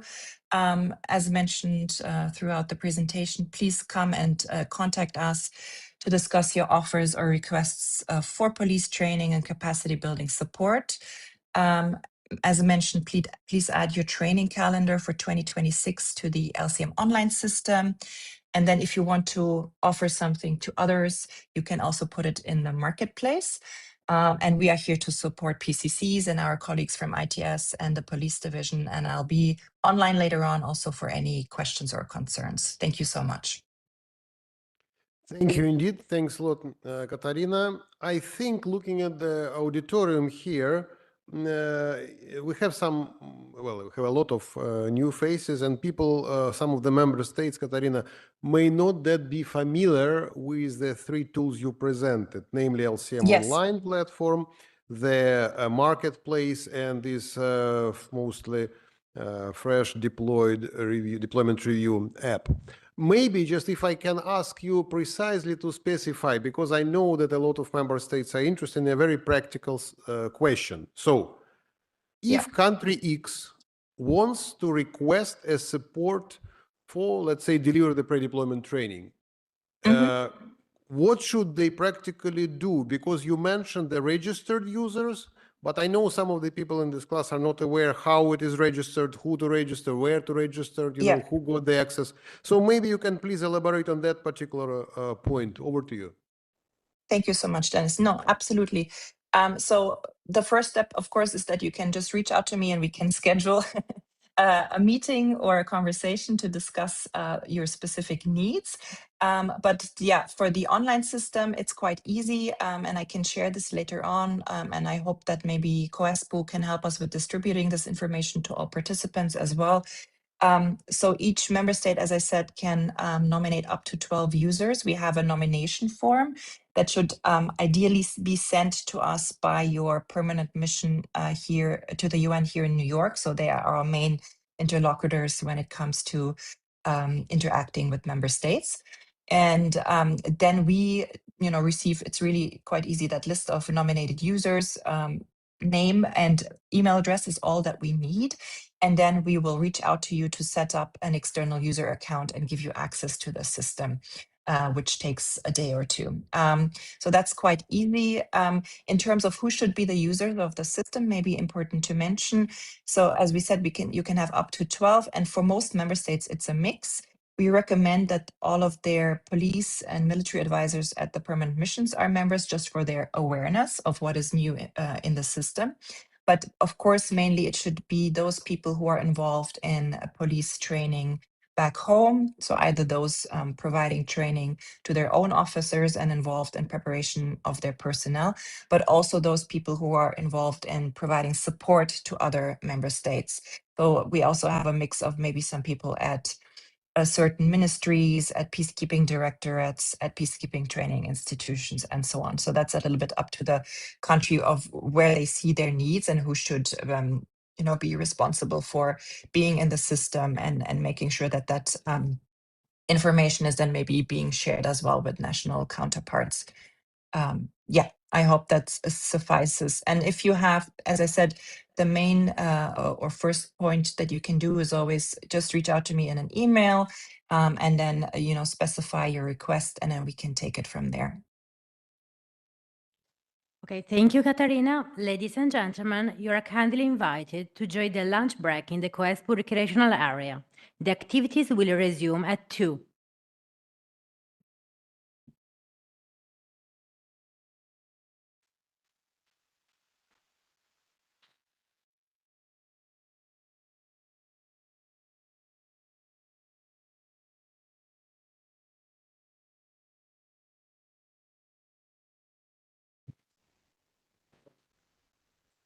Okay, dear colleagues, we're starting our next session. Welcome the podium. Police advisor is with us. Police chair of the APTC board is with us. For the program for the afternoon, I just want to announce briefly. I'm not too loud. Is it better now? So for the program of the afternoon, I just want to announce that we'll have this about 45 minute session, which will be talking about the UNPOL training architecture, operationalizing of SGF, job-specific trainings. We'll be doing it together with selected member states, which we'll announce in due time. And then we'll be followed by the presentation by UNITAR, by Ms. Claudia Croce, whom I will introduce. And then it will be the good time for our discussion. We plan to present to you our suggested way ahead with all our training initiatives. I know police advisor was guiding us last week on some of them, and of course he'll be with us here. So it will be good time to discuss this and to hopefully answer some of the questions which may arise. So with that in mind, I'm calling myself for the podium and I'm starting the presentation. Actually, whatever we're doing in line of our main guiding principles, and those guiding principles are formed in the what police advisor called already before SGF, Strategic Guidance Framework for International Policing. We really want to put all the pieces of the puzzle together. We have the detailed job descriptions of each and every individual police officer. We want to make sure that those officers are prepared for assignment, and how they could be prepared for assignment by taking some certain trainings, amongst other, of course, activities. But definitely some sort of standardized United Nations trainings, like we discussed today and like you're always, of course, aware of, should be embedded of those training architecture programs which we are running. And then, of course, at the end of the cycle, it should be monitoring mechanism in place. So once the police officers perform themselves in the field, How are we measuring them? Are we measuring them just because they are good people, or are we measuring them because they strictly follow the SGF guidance principles and they follow the instructions from the police advisor and the chain of command? So I hope that with this in mind, we will be able to enhance the performance of all our individual police officers. And that's what we're trying to do since 2019 within this framework of the program. Since 2019, when we launched this initiative in Brindisi here in Italy, we were calling for all the member states. Always 193 member states were invited to join. We had our good partners and colleagues from UNITAR, UNODC, OHCHR, who joined also this initiative, and some regional organizations came. So 73 member states in total were with us since 2019 in various capacities. And of course, some of you know what were these. Police advisor already mentioned about CDGs, which were running since 2019, even during the COVID time. One of the CDGs, by the way, were run here in the premises of COESPO. It was, I think, unforgettable for those who attended. We ran 1 day out of the first 5, and then we kicked out because it was just the breakdown of COVID. So it's my second time in COESPO, and I hope this time will be more successful and we'll stay here for the whole duration of time. Now, more seriously, training architecture program consists of 4 projects. And you can see here that I put everywhere completed, completed, completed. Of course, it is not, let's say, 100% completed, because in any way, all these projects, all these initiatives need to be revised in due course, need to be looked through thoroughly. And of course, there may be some changes in the guiding documents, because whatever we do with the training is based on the guiding documents. And I know police advisor may talk about this later when he mentioned those SGF workshops, which police division was running in 2025, both in the field missions and with the regional organizations. So the SGF actually and other guiding documents create the training. So we are just a technical experts to transform the guidance into the training material. So if the guidance change, then of course we have to adjust ourselves accordingly. But with that in mind, I think we are good with those 4 projects. And I think that we're trying to build here this pyramid of training knowledge, which we put together back in 2019, with in mind that, okay, what is the basics? What should everybody, all the IPOs, all the individual police officers should get? Of course, you know, it's CPTM, STM. What is the next step? Those who are performing the specialized functions, and I will show you one of the slides later, they need to be equipped with a specialized knowledge. And that's what you've heard already today from many colleagues from ITS and from LCM. We're trying to put it in line with the mission needs, of course, and that is why we created these job-specific training courses where we were certifying people, delivering this training. And the next step is our middle managers. So who are the people which are in that level who are actually operational police commanders? It may be regional commander, it may be some P3 or P4 officer in the field. Those officers need to be equipped with additional knowledge. They need to understand not only, you know, the core principles of the United Nations Charter. They need to understand what is it to be operational commander in the field. What are the consequences? So you've been put as a regional commander. You have some people under your command. What does it mean? How you manage these people? What are the guiding documents for operational command staff? And they are the ones who are actually linking those sort of basic generic level people with the senior management, with the UNPOL leadership. And you know that we've created long ago our flagship course, the UNPCC, United Nations Police Commanders course, which is on the top of this pyramid. And that is where our once a year heads of police components, deputy heads of police components from P5 to D2 level get together and briefed about the most recent developments in the field. And that's where we're trying to, of course, enhance their performance through briefings with our seniors, including police advisor always attends such meetings. And of course, we hope that it will be continued in next year and for the years ahead. The next thing the next thing I just want to briefly mention that this course is very familiar for those of you who've been deployed recently as individual police officer, because it became mandatory a few years ago.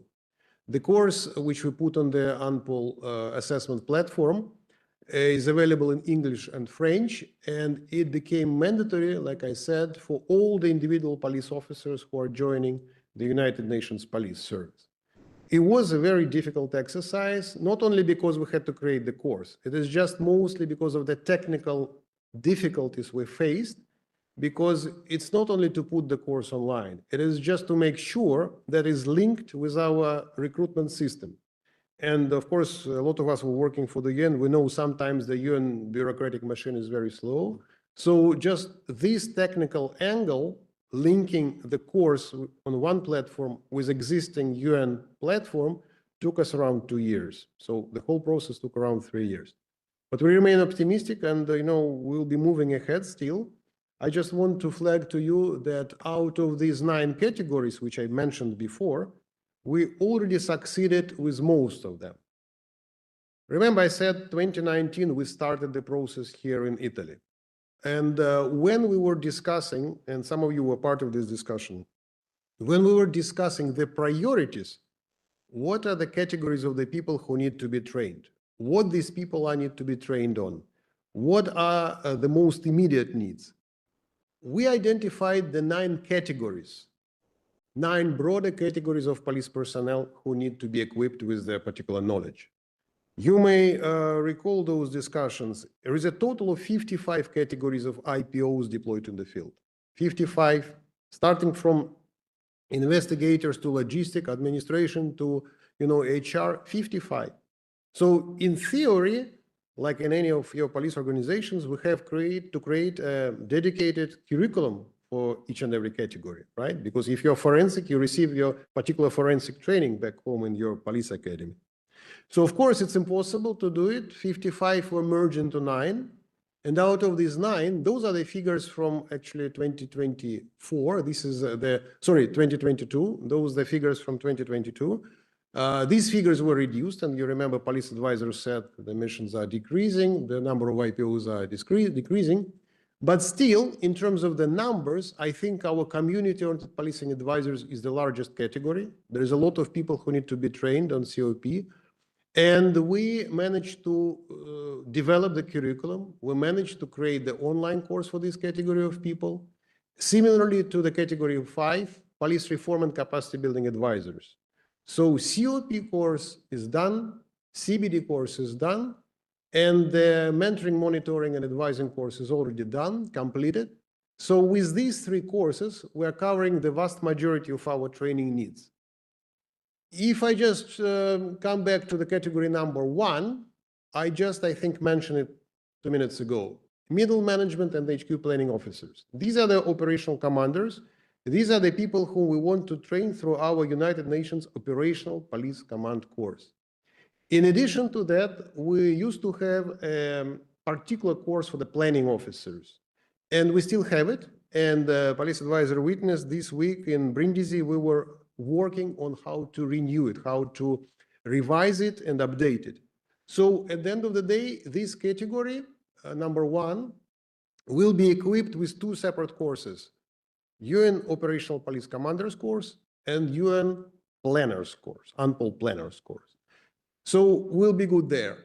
The public order experts and the SOC and crime intelligence officers from categories 2 and 7 are still under development. And once the priorities of development of curriculum are identified by the police advisor, we'll start working on the respective areas.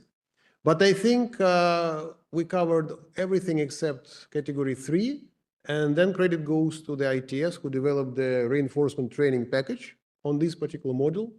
Part of the material was embedded in the COP. So I think if we look now 6 years ago in this, retroactively looking at those categories, I think we made well. We managed to cover, the vast majority of our training needs by developing those particular courses, be it in person or online. And when I'm talking about online, I just want to flag to you the logic of these courses. I mentioned 3 courses we developed through the last 6 years: COP, CBD, and MMA. So with each and every of those courses, we developed the online course. We made it available in 2 languages, so it could be taken. It's not only could, it must be taken before the participant enter the in-person training, thus saving, of course, us money and resources. So if we deliver the training course for COP, then we have the COP course prepared. He or she undertake the course online, and then he or she will attend the in-person training. That was the logic behind all this development, and that's, I think, the logic will remain with us for the next years ahead. Now, when we were talking about these job-specific training courses, I want to one more time send appreciation words to the countries which helped us in running all these courses. Police advisor mentioned in his opening remarks, it was a total of 18 courses run in the all world regions. And you see here the list of the countries which kindly agreed to host those courses. Particularly, we should be, of course, proud of the course run last year in Senegal. It was the first ever course in French. We were trying to make the course in French this year. For whatever reasons, it didn't happen. But we still, of course, are keen to go ahead with these courses because the need is there. We need to create the capacity of our certified instructors in all the member states. And that's where we really count on the support from the member states, because we only can get the instructors, the future trainers, from them. So once we get them, we invite them for the next course, and we'll definitely, be continuing this program, but in a slightly modified manner, because you remember, police advisor said this stage is over. We're moving to the next stage, and we'll be talking about what does it mean, the next stage. Now, let me just put this slide in front of you and check whether you agree with this or not.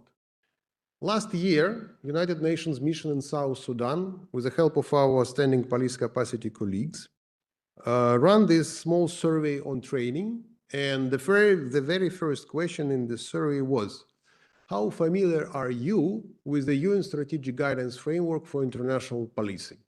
It was about 60 people responded. All of them were IPOs, active IPOs in UNMISS. And you see in this slide, half of them said they are very familiar. Well, it's positive that half of them is very familiar, because I'm quite sure that if we ran this survey 6 years ago, it will be 0. Okay, just to be fair. So halfway we're there, but the glass is also empty in a half, if I may say so. Because I'm just asking myself then, if half of the people are familiar, what about the second half? Does it mean that they are somewhat familiar, not very familiar, or not familiar at all? I mean, I'm sorry. If you're doing the job of the United Nations police officer in South Sudan, you do it in accordance with the SGF. So either you know SGF or you don't know SGF. It's like a chef. Chef could be only hired if he can cook, right? So the UN police officer, in my humble opinion, could only perform the duties if he or she knows what is this type of duties he is expected to perform. You cannot be a little bit pregnant, I'm sorry.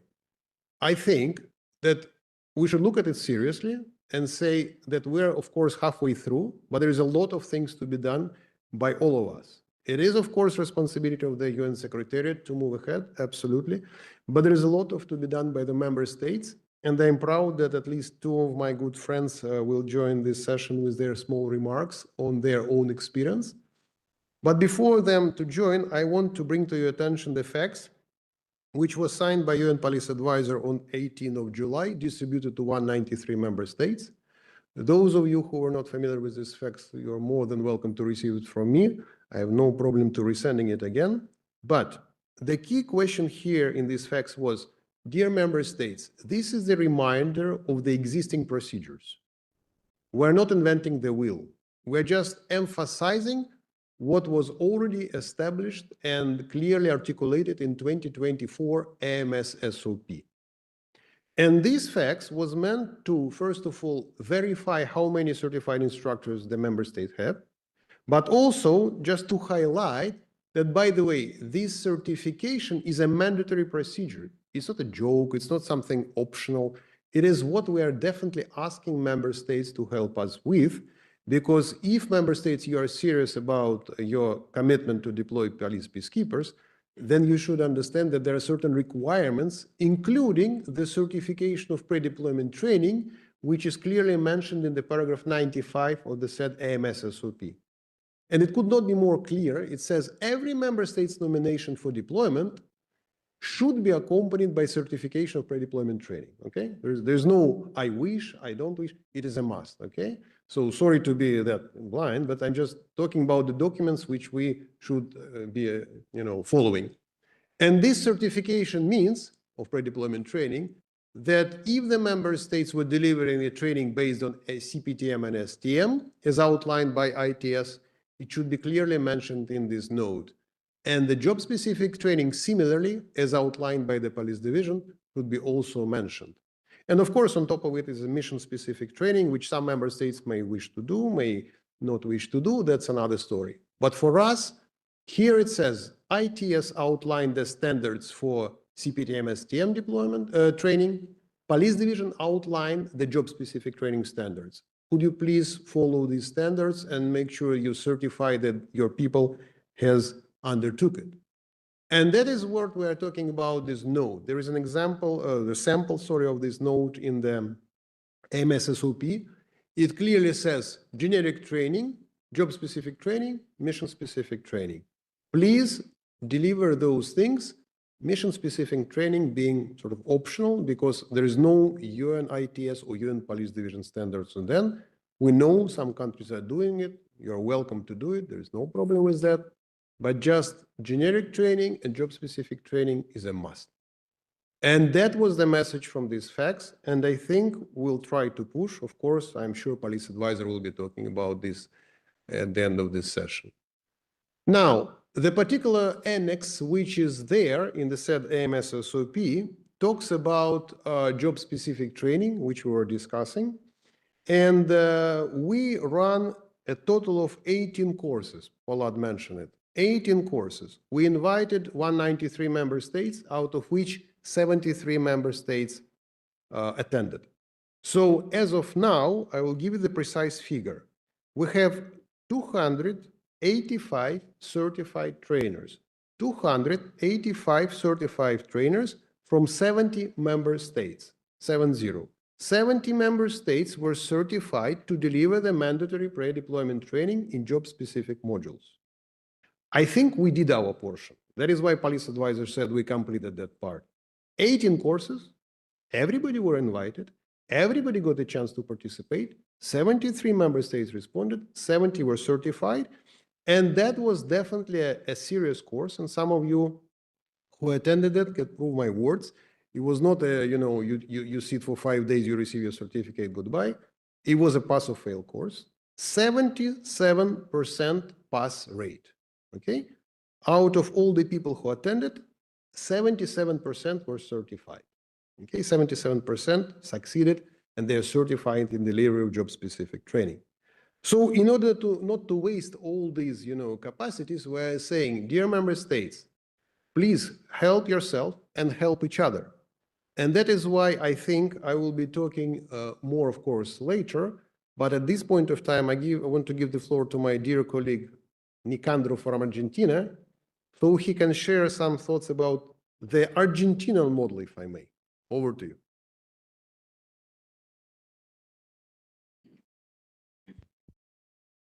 Thank you, Dennis, for the invitation. Well, I will put on the other side. I like to change a little bit the style. Otherwise, everybody was there, so I like to change a little bit. For those who is the first time that we meet, I'm Nicandro Montoya from the Argentine Police Peace Operation Training Center. So I'm in charge this year. And well, I would like to share with you a little bit how we implement all this procedure in our own country, okay? Because until now we have all the theoretical part, and now how we implement from the member state perspective, okay? Well, in our country, we conduct the pre-deployment training during 9 months in total. It starts on March to November, as you can see there, where we cover basically CPTM and STM. And since this year, we started to cover also the job-specific training with national and international participants. The basic training, which is CPTN and STM, also we invite international participants as well. This year we have 11 participants from Ecuador and Peru. And the idea is that we give also the opportunity to the regional countries, those who doesn't have a peacekeeping operation training center, so they can attend also a pre-deployment training, which is delivered by certified instructor with the support of ITS Police Division, who supported us during the certification of the trainer. And as I said before, the job-specific training, which is called job-specific training for end user, has been delivered this year during August. And also, we have received participants from different countries, but not only participants, also we have the support of different trainers from different countries. And this has happened with the support of LCM, Herves here, Katarina, I think she's online, and also with the support of IPOS. So we are trying to follow the different steps in terms of pre-deployment training in order to ensure the quality of our IPOs. I know that it is a challenge to conduct the training, and especially during 9 months, it is a challenge, but it can happen. It can happen for those member states who sometimes cannot go ahead with the training. You need to know, as it was mentioned before, that LCM is there to support you in order to coordinate, in order to send invitation, in order to request support of other UN certified trainers. Also in our side, we receive support, as I mentioned before, from IPOS, but it can be done.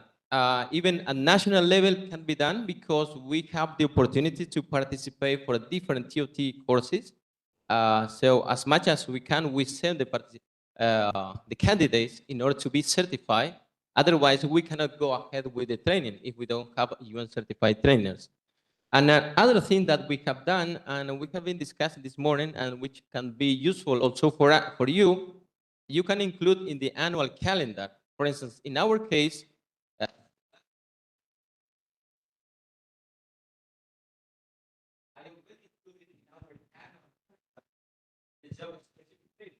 means that it will be done every year, starting from this year. So I already planned for 2026. It will be done in September. It is already in our annual calendar. So if I want to request maybe the support of other trainers from different countries, I already know when it will be done. So I can request the support very in advance because it requires lots of procedures for the different countries. I cannot, maybe as we mentioned this morning, if a trainer or a certain country receiving the invitation 1 or 2 weeks before, maybe you want to support, but there is no enough time to go ahead with the whole procedure. So we already know for the next year when it will be done, and it is already included in our annual calendar. And as I mentioned before, international participants in our Peace Operation Training Center, they stay there for almost the whole year. We provide the accommodation and we provide the meals. And this is the way how we do in order to give them also the opportunity. So what I want to highlight from this is the importance of the pre-deployment training material, mainly about the job-specific training materials. And for that, I will mention just a feedback from 2 participants, one participant in Australia and one from Argentina. Both of them, they said, I would love to receive this training before being deployed. They were deployed to the mission because they were conducting monitoring, mentoring, advising. But at that time, they didn't have the clear idea what's supposed to do or what was expected from their side. With this material, give to the AMPOLs or to the future AMPOLs, they understand better what is expected from their side, how they can contribute in a better manner to the implementation of the mandate, how they can contribute in a positive way. Because this gives to them the tools, the basic tool, how they can monitor, how they can advise to the host state police, and how they can mentor, of course. Just one of the tools that I can mention, you know, when you are deploying on the ground, the missions, you will face a lot of challenges. You will face resistance of the host state police. During the material, you will find something which is called the soft skills, how to motivate others, how to cope with the resistance of the Coast State Police, how to transmit the knowledge if you want to be a mentor or an advisor. So all those information are in the material and are really useful for the future AMPOL. We can say that this gives to them the basic tool to perform in a more professional manner their role as AMPOL, so they can contribute in a better manner with the implementation of the mandate. Because before they were doing this kind of task, but now with this specific material, believe me that it is better and they will do it a better job on the ground, especially during this time that with everything, there is an evolving working environment, you know, and this evolution has brought a lot of challenges for the future AMPOL. And that's why I really advise to take very serious the pre-deployment training to follow this sequence between CPTM, STM, and specifically about the job-specific training. We understand that there is always a challenge behind, but if we plan properly, we can do it. And finally, I can mention from our side, we conducted a few months ago a regional AMS, or SAT, usually known as SAT, which is the Regional Assessment for Mission Service. We invited also the regional countries. Again, there was a support from LCM, IPOS to go ahead with this regional AMS. So basically, we gave the opportunity also to the regional country, mainly to those countries that they don't have enough police officers to apply for the AMS. Probably they are deploying only 2 IPOs, 2 AMPOL, and they are maybe 10 or 20 to attend the AMS. And if we gather all of them in one spot, so then it will be easy from police division, from ITS to send the AMS instructor and to have only one assessment formation survey in one spot. It reduces a lot of logistics from UN side and reduce the budget as well. So this is how we usually do. I don't want to go beyond of the time, just very brief. Thank you so much for your attention. If you have any further question, please just ask me later at any time. Thank you so much for your attention. Thank you, Nicandro. Thanks. Well, introduction of Argentinian model. The next A in the Latin alphabet is Australia, I think. Philip Adams, please, the godmother of the next model, Australian model. Thank you so much. It's so hard to follow Nicandro. It's evidence of what an incredible trainer he is, that he can stand up and deliver remarks off the cuff. I'm not as good as him, so I'm going to go off my phone. I'm Philippa Adams. I'm Australia's police advisor to the UN and representing the Australian Federal Police here. I'm thrilled to actually give you a little bit of insight into an initiative Australia actually developed over this year with Police Division, really focusing on the Pacific Police. So what we developed was an initiative which we believe showed what international collaboration and cooperation can deliver. The idea for this actually came about from the Pacific Island Chiefs of Police. It was leaders who expressed a strong desire to have their officers serve in UN peacekeeping missions, but spoke candidly to us about the barriers they faced, barriers of access, preparation, and visibility. Australia really attempted to listen and address that and responded by working with UN Police Division, with the Pacific Island Chiefs of Police, to co-design a pathway that met the UN pre-deployment standards while remaining authentically Pacific in spirit and delivery. What truly made this program work, though, and I think it's evidenced by what we see happen throughout the week often at IAPTC, is the extraordinary breadth of international partnership that often make these trainings possible. This course brought together very, very experienced trainers like Nicandro, who are many of them listed here, who were willing to travel across oceans to come to Australia to deliver this new initiative. Their commitment to the Pacific and to the evidence of strengthening policing partnership wouldn't have been possible without their generosity, without their professionalism, and their willingness to show up not just for Australia, but for the Pacific region. Hosted at the Australian Federal Police's Pinkenba Training Centre, this 5-week program took participants on a full readiness journey, from pre-assessment training and orientation, through the UN core pre-deployment training modules, the standardised training modules, culminating in an assessment for mission standards or SAT, and ending with job-specific training. This program covered the entire UN pre-deployment to training continuum within a very intensive, very truncated, regionally focused framework. The first cohort brought together over 100 officers from across the Pacific and Timor-Leste, living and learning side by side. They not only gained skills to serve globally, but also forged a shared regional identity as peacekeepers, as Pacific Police, and created a Pacific network we believe will continue to strengthen. The results of this training, we feel, and I think the Police Division agree with us, were impressive, with a pass rate of over 73%, well above global averages. More importantly, this initiative has deepened trust, built confidence and strengthened connections among police services in the Pacific and beyond. We believe it stands as an example of how training partnerships can evolve into genuine regional coordination and how global expertise, when shared selflessly, can uplift entire communities of practice. I believe, shared with the AFP, that this is a new paradigm of police peacekeeping, preparation, and we think that those that look more towards collaboration, inclusive, regionally owned and globally supported practices will achieve the most success. When we train together across nations, across cultures, we don't just build capability, we build community, we build trust, and we prove that we are always stronger together.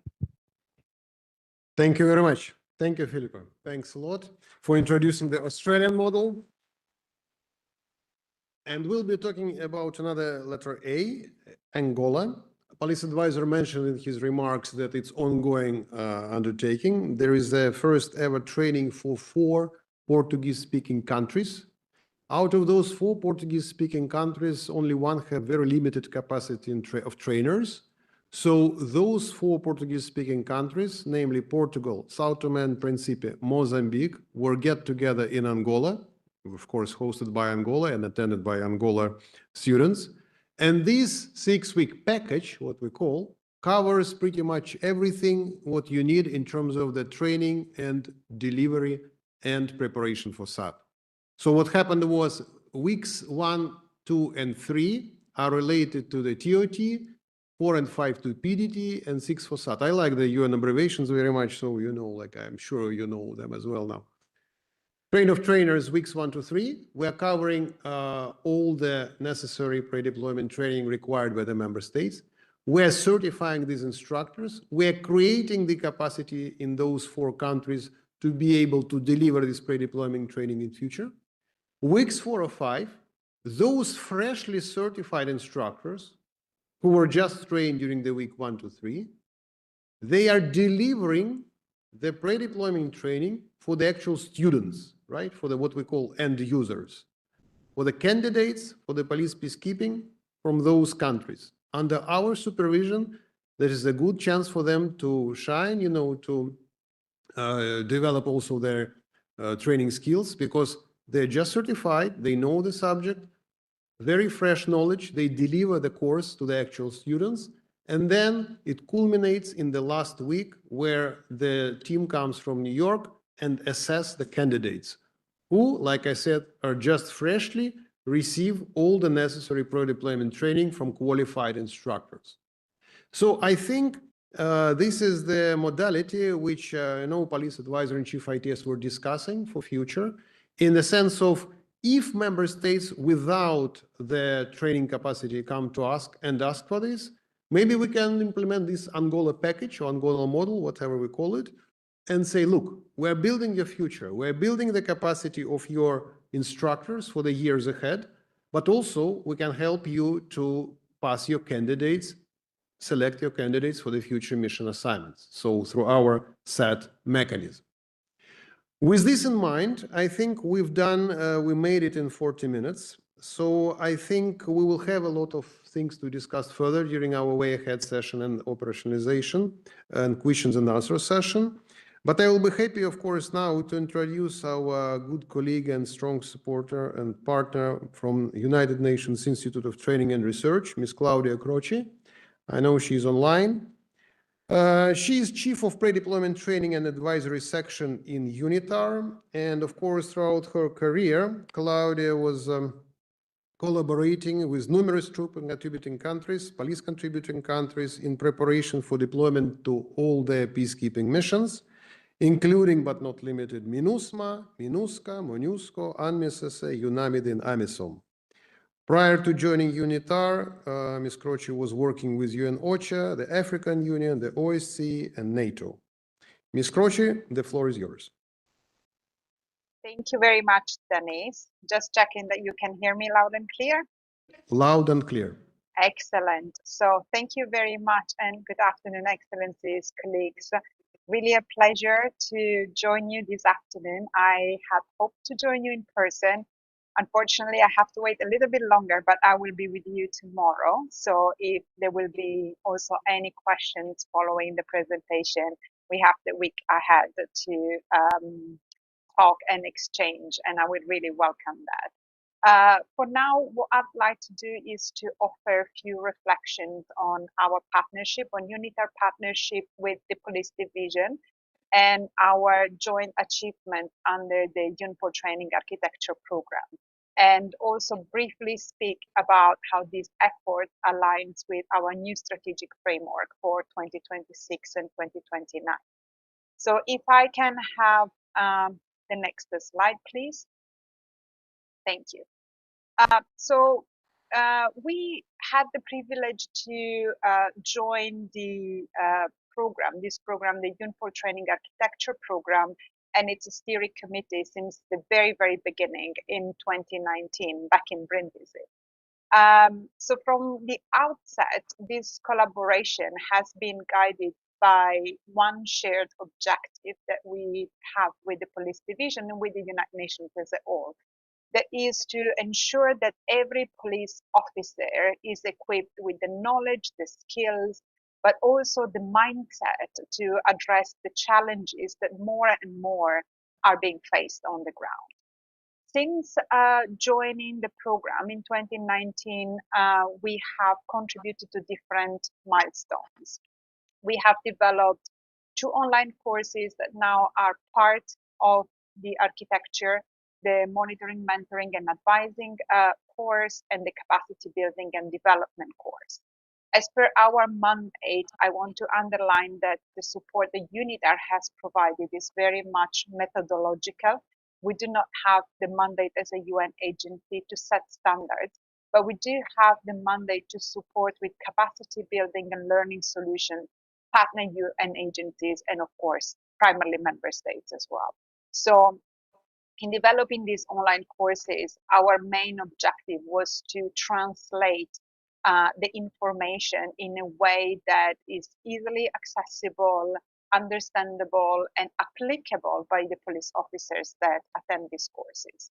Besides that, we have supported the translation of the MMA manual in French, ensuring accessibility to training in the language of the member state is one of the cornerstones of our work.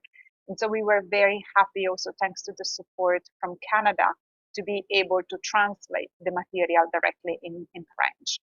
Directly when it comes to the work in the implementation of the training architecture, we have supported the certified instructor development portions of the job-specific training courses and also the specialized training program, whereby, again, we come in specifically from a methodological perspective. And then finally, we have provided pedagogical assistance to a number of other initiatives of the Police Division, more recently the Women Command Development Course and also the Gender Toolkit. And all in all, we were really proud of this work, of this collaboration together with our colleagues, because we see that this is really transforming police training from an isolated exercise to an integrated global system. We had the pleasure towards the end of last year and the beginning of this year, actually to conduct a study, an independent study, to really see at what point are we in this transformation path from isolated intervention to a global system? So we have conducted this independent study that you see at the end of the arrow here. And I would like just to share a few insights from the results of the independent study that really confirm that we are going in the right direction. May I have the next slide, please? Thank you. So this study that was submitted to the police division for consideration, the draft report was submitted to the police division for consideration, was looking at the program as a whole, and we were working with the OECD criteria on evaluation. I wouldn't go too much into the details of the report itself, but I would like to highlight three main elements that came out from this study, this evaluation. First of all, the program works. The UNPOL training architecture program works. And the evaluation has confirmed that the architecture is as such is highly relevant to mission needs and is strongly aligned with the strategic guidance framework and the action for peacekeeping priorities. We did different, we conducted a desk review, we did surveys. Probably some of you have participated in the survey, so thank you for your time on that. But what emerged is that 83% of trained officers through the officers that were trained through one of the sessions delivered under the training architecture program rated the courses as relevant and directly applicable to their mission task, which is the objective that we had very much at the beginning. The second highlight is that the program delivers value efficiently. The program piloted this cost-sharing model with member states and also took advantage of collaborations with existing training facilities. And so what this has allowed, it has allowed the program to achieve a wide reach with actually modest resources that were put available on the onset. In addition to that, as part of the program that I believe was presented this morning, a digital platform was developed, and that has definitely become a foundation for a unified, scalable learning system. The third insight from this study is that while the program is really on the good track, it needs right now some consolidation. And so when we look at the long-term sustainability of the program itself, this depends on predictable funding, on a stronger data integration between certification systems and deployment records, and the continued inclusion of context-specific content, as well as of gender-responsive practices. So all in all, I think that the findings from the study are definitely encouraging. And they confirm that the UNPOL training architecture program is more than just a training initiative and is really positioning itself as becoming a model for coherent and collaboration within the United Nations system. Now, I would like to briefly look into how this all fit together with our mandate, UNITAR mandate, and our strategic framework. So if I can have the next slide.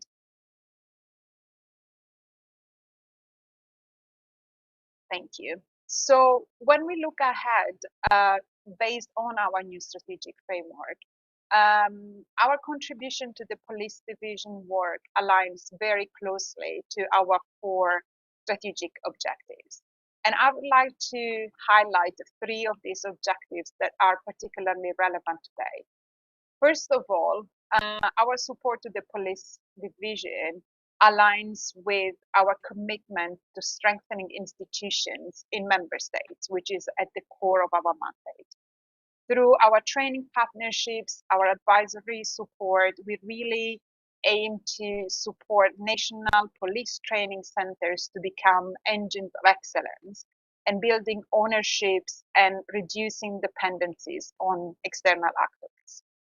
Second, our support to the police division contributes to building robust learning ecosystems. So what we are doing with this program, and that's very much aligned with our work in UNITAR as a whole, is to move away from one-off courses and isolated interventions to long-term systems of learning, where we use digital platforms, certified instructors, existing national academies, and we bring all of them together in a single network of continuous capacity building. Third, our support to the police division links to our third commitment is about enhancing the quality and effectiveness of the United Nations capacity building as a whole.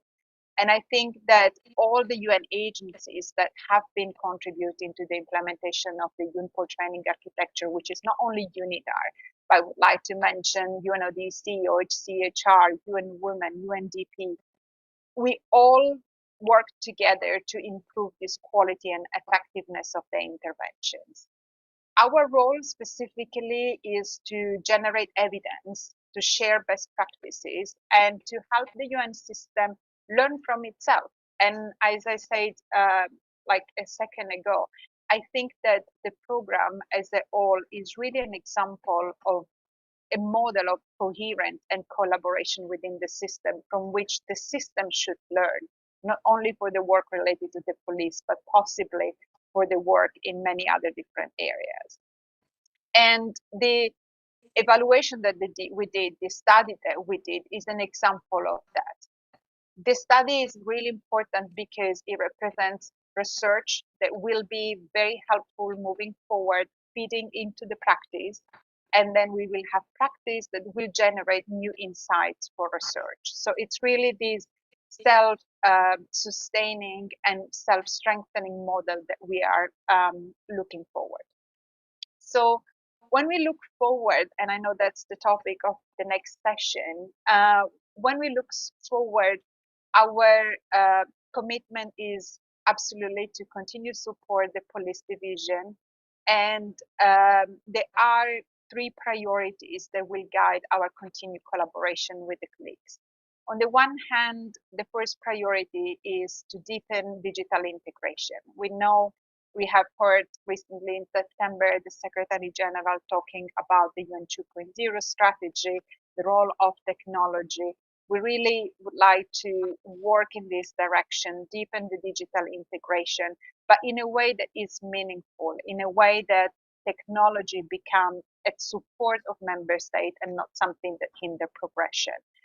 And we would really like to support creating linkages between learning platforms and platforms that can measure performance, so that we can really have a true full grasp of what are the improvements in the field. The second priority that we do have is to support the expansion and the diversification of job-specific trainings. We have been contributing to we developed 2 online modules out for this job-specific training. There was a third one under development and finalized by now. And there are many more that came out from the mapping of capabilities that was made at the police division, by the police division at the beginning of the UNPOL training architecture program. So we really commit to support the expansion and diversification of these trainings, very much in line with our mandate. So as I said before, not by setting standards, but by supporting methodologically in this process, and by making sure that the information and all the wealth of knowledge that the police officers need on the field are translated in a way that is actually going to be immediately applicable into their day-to-day work. And the third priority is to sustain partnerships by institutionalizing cooperation mechanisms so that the results endure beyond individual projects. And I want really to stress once more, because I really believe this is one of the elements that characterize this program, is the partnership between the UN agencies, the partnerships with the member states. They were a cornerstone for the development and implementation of the program. So in essence, the next phase, the priorities for our next phase, it's about moving from learning outcomes to actual operational impact and ensuring that every trained officer's competencies translate into better mission performance.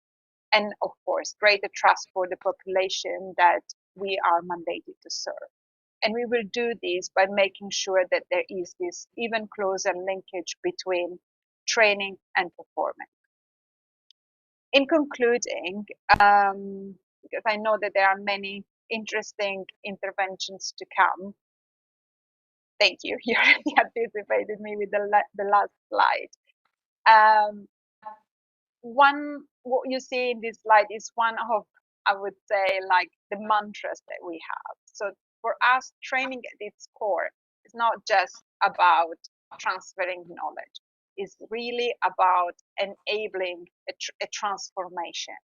And the UNPOL training architecture, I strongly believe it has already transformed how we learn, how we collaborate, and how we build professional capacity for peace operations.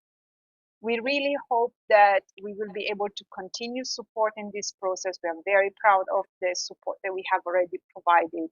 And we remain deeply committed to accompanying not only the police division, but also every single member state, every single police contributing country in this journey, translating the learning that happens through training into lasting impact and ensuring that together we continue professionalize United Nations policing in the service of peace, security, and the people that we do serve in the field. So thank you very much for giving me the opportunity to intervene today. And I really look forward to our discussion in the days to come. Thank you, Claudia. Thanks a lot. I hope you'll be able to make your way here to the conference, and colleagues will interact with you for the next days.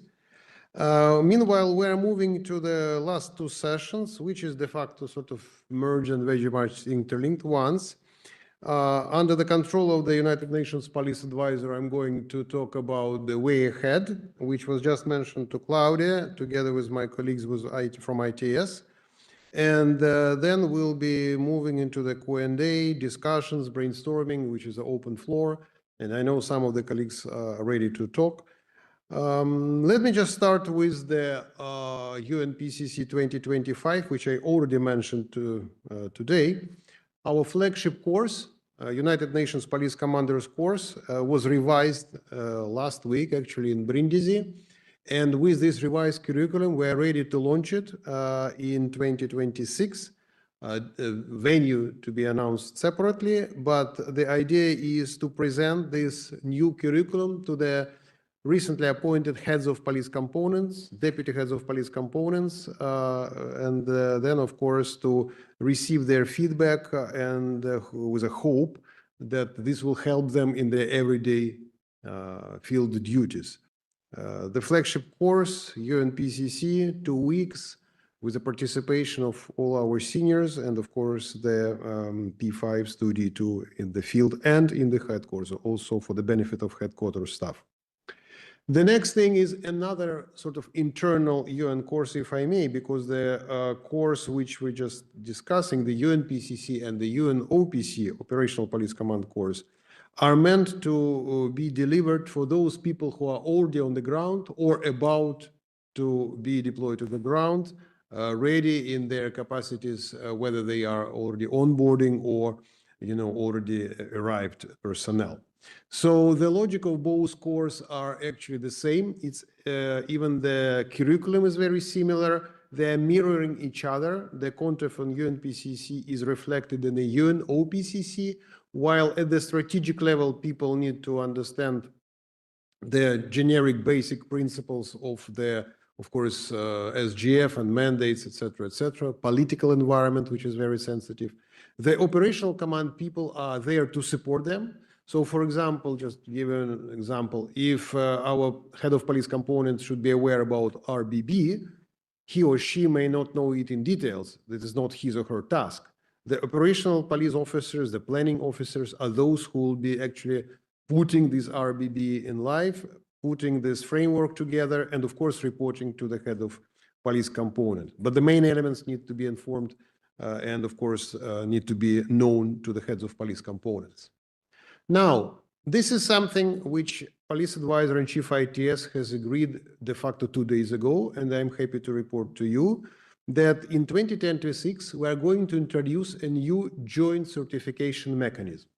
This is something I think interesting for the member states because before, and then Christine is here, she can prove my words, we were certifying separately the STM, and that was exercise done by ITS colleagues, by our integrated training service colleagues.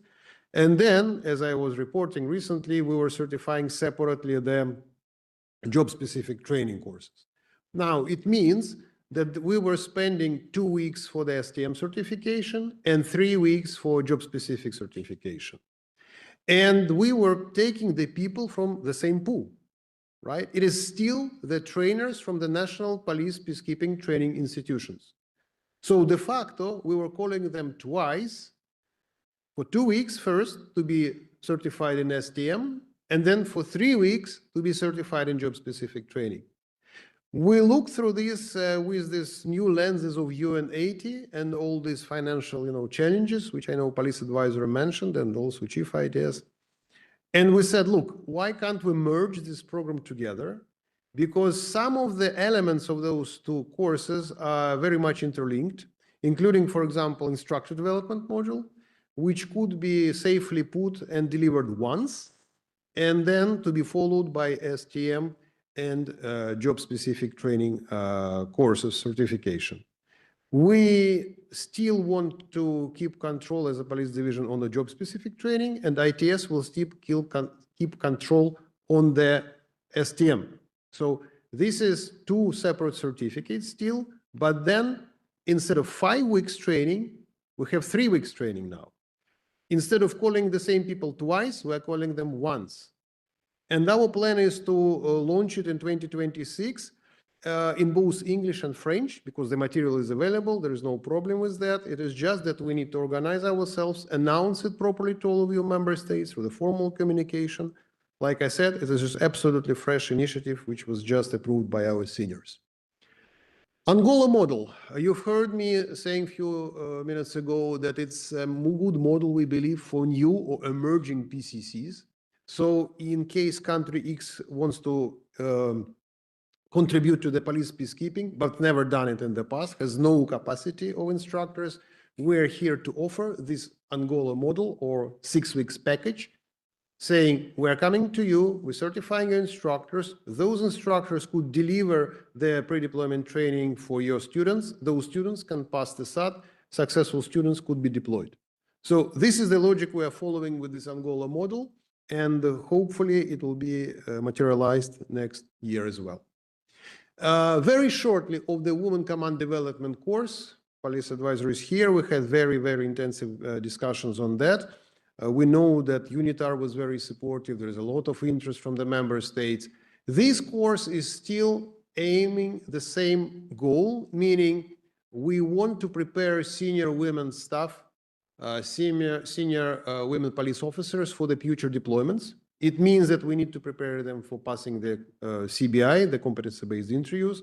We need to prepare them for the written tests. We need to prepare them on the application forms, etc., etc. But just we're trying to align it with other initiatives, and we will be talking, of course, more about this next year once we set up the clear project and how to review and better make use of it.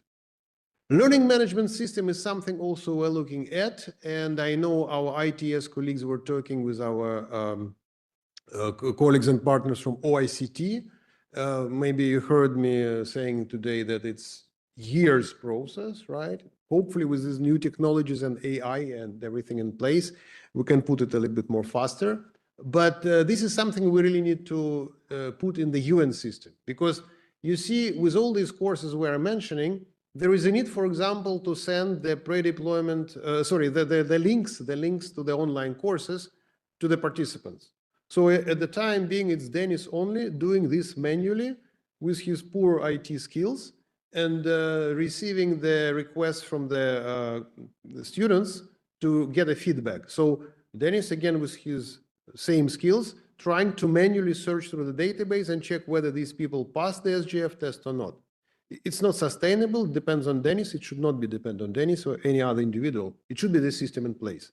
So that is why we are talking about learning management system linked with our recruitment system. So we can have in one place all the courses. The system automatically plays with this. We're in the 21st century with all these AI and Robocops forthcoming. I trust it could be done without only Dennis being involved in that. Maybe a few words about FPU pre-deployment training curriculum. And Christine was talking about this. Chief ITS mentioned that there is a good indication that we will receive XB funding to make the review of the whole training curriculum for FPUs. And of course, we will announce it once we have the confirmation from the donor and once we have the project clearly approved by the police advisor and Chief ITS. The most interesting part, police advisor, it was your idea. I should admit in front of everybody, it was not my idea, it was not Anne-Christine's idea. Police advisor come with this idea. Would you mind, sir, to say a few words about that, please? Thank you. No, thank you, Dennis. Thank you, colleagues. The idea, basically, I was thinking that the trainings, as you see, are spread all over in different parts of the police. With the new changing realities, as I explained to you, in terms of the requirements of the future, financial side, less numbers, but specialized skill sets. A lot of people already trained in the member states, but cannot be deployed. A lot of people trained, but countries still nominating for deployment those who are not trained due to their internal reasons. Some may be in a key position, others. So fastly changing IT, digital policing, all this is making us, I'm just thinking to look back and think, are we doing all right? Or does it need some corrections? Each shop is working in collaboration, I agree. But it looks we meet in a setting which is specific to that either course or either team or either unit, FPUs, IPUs. So I thought it would be good if just to brainstorm in a lighter environment, not in this kind of environment on a, certainly not on Sunday with all these jet lags, with something that to go for trainings which are less costly and more productive. We understand that all cannot be utilized in the peacekeeping missions, but at the same time, United Nations is in a way responsible to build the capacity of the police organizations globally. So whichever are trained but not deployed, I believe they're still utilized by serving their own national context. So all this necessitates us to kind of think and come up with new ideas. It can be retreat, can be structured like we do retreat of our heads of mission. We all do some brainstorming, but somehow this important area training is very formal way throughout it's going. So the idea is that if people agree, we can do a kind of brainstorming with a free opinion on what to change, what to leave, and what to adopt. So that's briefly is the idea. But over to you, Kuli. It's not binding. It's just a thought. Let me put it. Thank you, police advisor. You want to say something? Okay. Dear colleagues, actually now with that in mind, the floor is very open. We presented to you our main ideas on the way ahead. We actually heard the police advisor saying about this retreat, and not only. If you have any questions you want to raise now, it's time to do so. I think we have our particular one person who indicated already an interest to talk. Her name is Annika Hilding Norberg, and I apologize for misspelling as usual. Head of Peace Operations and Peace Building, Geneva Center for Security Policy. I know she is a very strong and good partner and colleague of us. Annika, could you please come here and talk from your side? Thank you. You prefer here or prefer from there?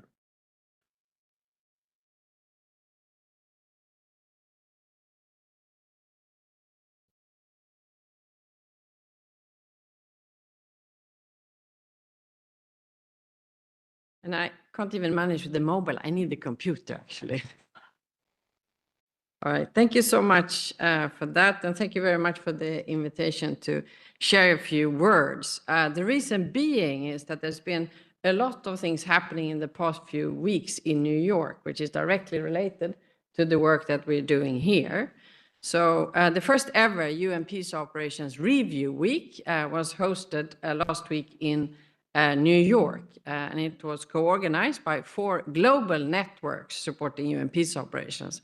It was the Challenges Forum, the Effectiveness of Peace Operations Network, and the Global Alliance for Peace Operations, and the IAPTC in association with the UN Department for Peace Operations.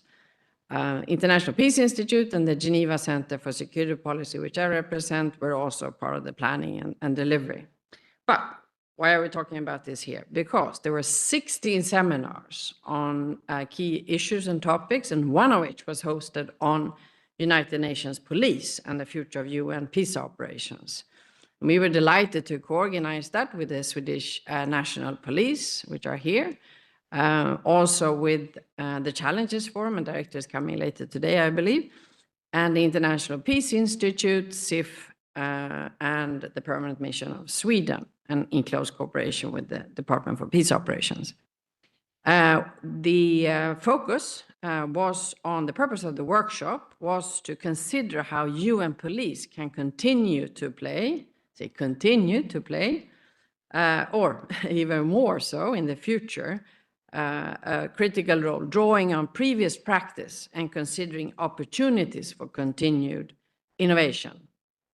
And the session, we were briefed by the heads of police component, UNMISS, I know many people of you know here, Meinolf, and also head of the UN Liaison Office at African Union, Hester Paneras.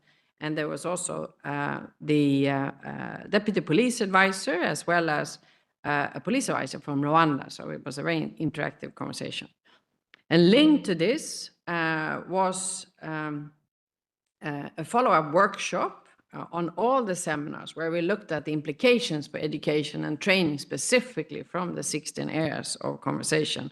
It was hosted by the Permanent Mission of Pakistan, who is, of course, the president of IAPTC, and also attended by the chief of Integrated Training Service, Haris Sood, as well as it was also co-organized with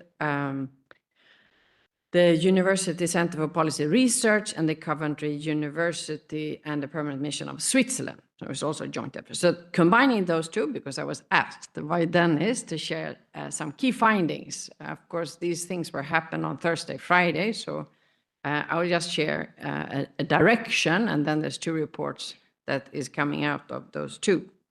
And I will do so with the specific implication of training. So essentially, there were 3 main kind of takeaways, impressions that we had. And first, the peace operations community has gone from despair to determination. The second one is that the perception and thinking of UN police as a system-wide service provider has become the new normalization. Question now is not if it should be, but how. And third, a proposition was made that an independent study on the future of UN policing with 31 models and related capabilities should be undertaken for various reasons. And let me quickly explain. And I was just listening to today that many of the things that we talked about on Thursday, Friday has already been reflected in and being already here built upon further here. So on the first one, and it was quite surprising, I must say, that the peace operational community participating in the meeting seemed to have gone from despair to determination.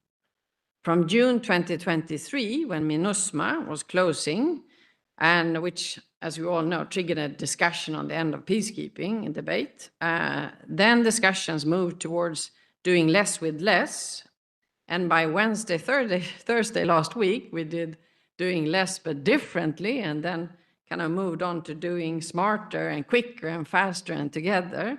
So it's just really interesting to see that actually the dynamics is going in a good direction. Of course, I wanted to share this here so we can continue building on that this week.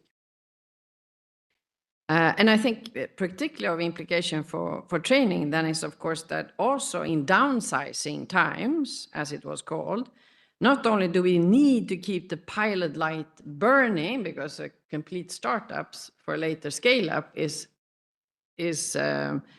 exponentially more difficult and more expensive, but in addition, it's also a time that we can really focus on education and training and preparing the peacekeepers for tomorrow, having an opportunity to take a little step back. I also wanted to say that with the police advisor talking about not just the UN capacity building for UN police working in UN missions, the idea also to, of course, service the broader peace building and peacekeeping community is very valuable. And that actually leads to my third point here soon. And then secondly, regarding that there was interest that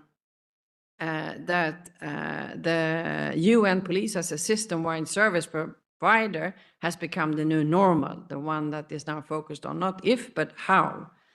And there, essentially, smarter, more focused, more often, but not always, light-footed, and most importantly, more global in application was the discussion.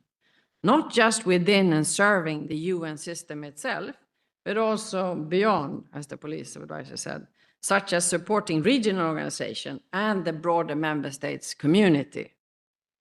And as proposed at the UN Police Division Leadership Team Retreat, which we hosted last year with the Police Division on strategic reflections on the future of UN policing, given that the worldwide increase, that there is worldwide increase in crime, corruption, public disorder, trafficking, cybercrime, etc. The question is not only what can UN policing do for the 10 or 20 peacekeeping or special political mission hosting countries, but for any of the 193 member states.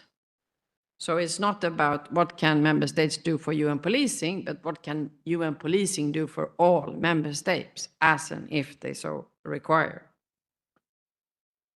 And I'm soon wrapping up. But just to say, therefore, that as the UN is moving towards more modular and specialized expertise and capacities, UN Police, with its unparalleled experience and expertise gained in the most challenging conditions over the past 65 years, could and should be tapped into by all countries. And supporting police development in non-mission settings and environment is ultimately a particularly valuable tool of prevention.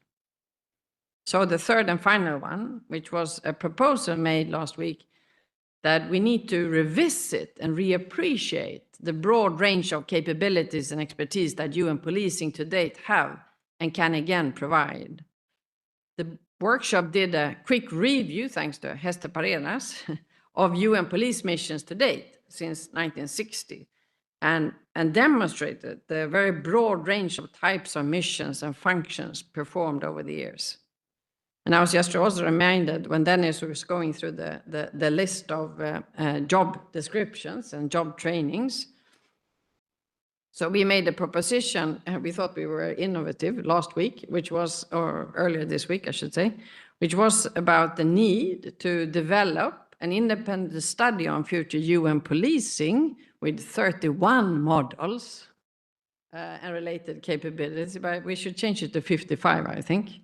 But the whole point of that is that the independent study that was made earlier As we all know, for the past few decades, we talked about traditional models, multi-dimensional, integrated multi-dimensional models, and then special political missions, 1, 2, 3. Whereas we all know missions comes in many more functions and forms.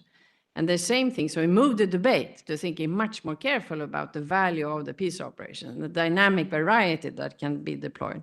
Same thing for policing, where we tend to talk about FBUs or IPOs, and that's it. But it's obviously so much more. And to do such a study and to make it also part of the strategic communication can help the broader non-policing community also appreciate the value that is there for prevention to do. And I link with the police advisor was just saying that it's much more than beyond us.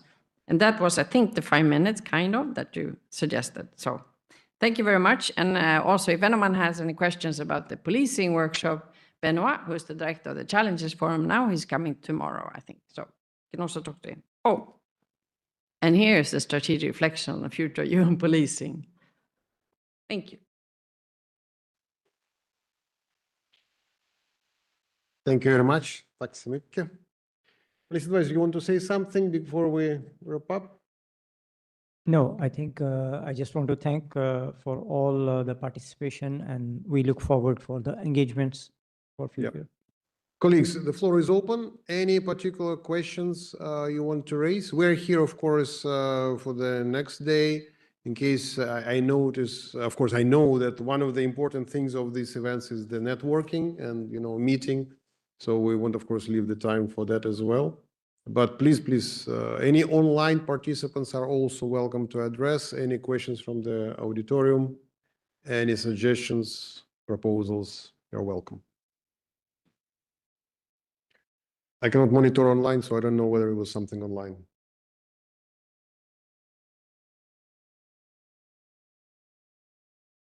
Herbert, please.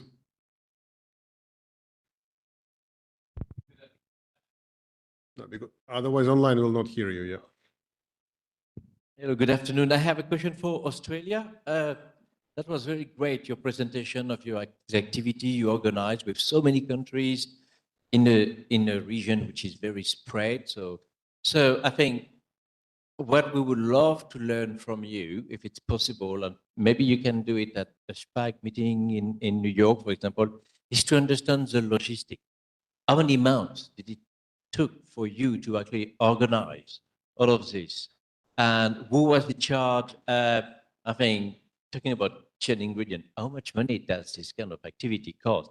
Can we do it? Or is it a one-time shot? Is it sustainable? Can other regions do it at a smaller scale? All this kind of thing, because we always try to learn from others. So you did it, it was great. Now we want to see pearls of wisdom, as we used to say. So if possible. Before Philippa take the microphone, it was a miracle, just to confirm. It could, yeah, okay. She will talk about that. Herbert's really putting me on the spot here, but happy to answer. It's going to sound insane because it was, but it actually took us 5 weeks. So from the first coffee meeting with UN Police Division to boots on the ground in Australia, and that's 100+ boots, 13 countries coming as trainers or assessors, and UN Police Division was 5 weeks.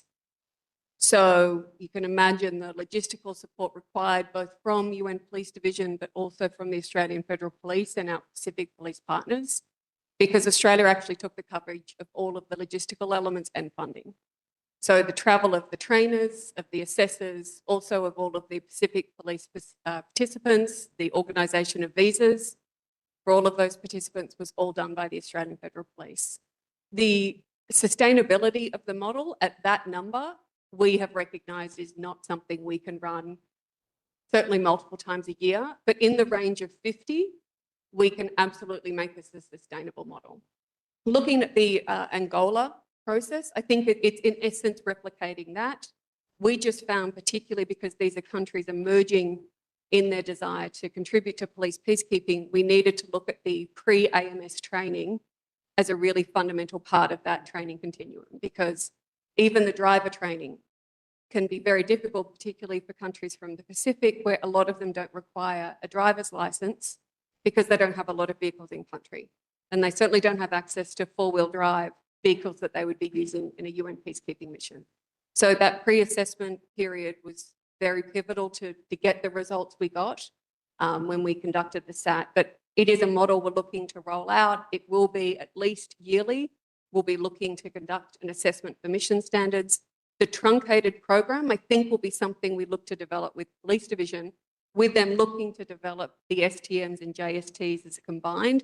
It gives us all the ability to truncate that program and not be looking at potentially 6-9 months of taking both our members and Pacific Island members away from their homes to develop really significantly long training programs. But we're looking forward to collaborating with a lot of colleagues here to refine our process and certainly not looking to cut out LCM. It's just particularly in our region, things tend to happen bilaterally more than they do by something by the LCM, but I can't speak enough to the great work done by the LCM to bring that marketplace of colleagues together. But thanks for the question, Herbert. I will just add, Philippa, if you allow, since I was Please. there. Yes, this was a great initiative because that is why Police Division, despite shortage, we took a complete partnership role, and for 5 weeks, with breaks, different staff was there.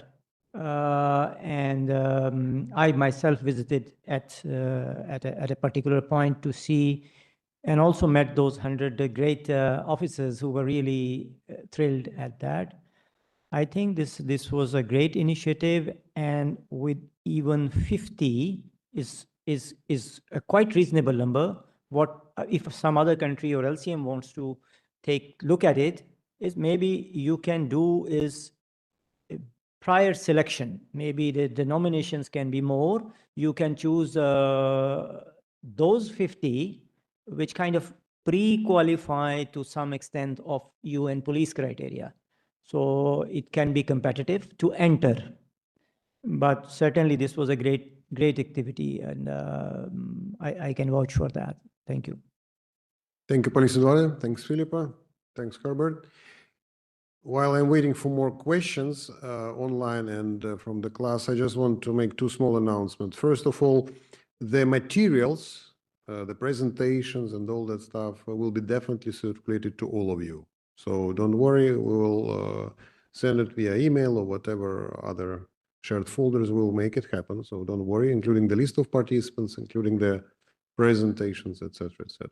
Okay. I forgot about second announcement, sorry. While talking about the first one. So it was not that important, I guess. Any more questions, please? Online? Yes, ma'am.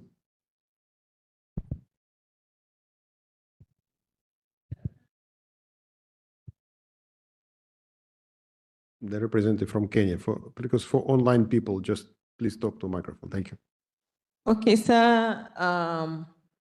Mine is just a concern. As a police officer, I would wish to know how many police officers are here. We are addressing matters of police, but how many police officers do we have in this forum?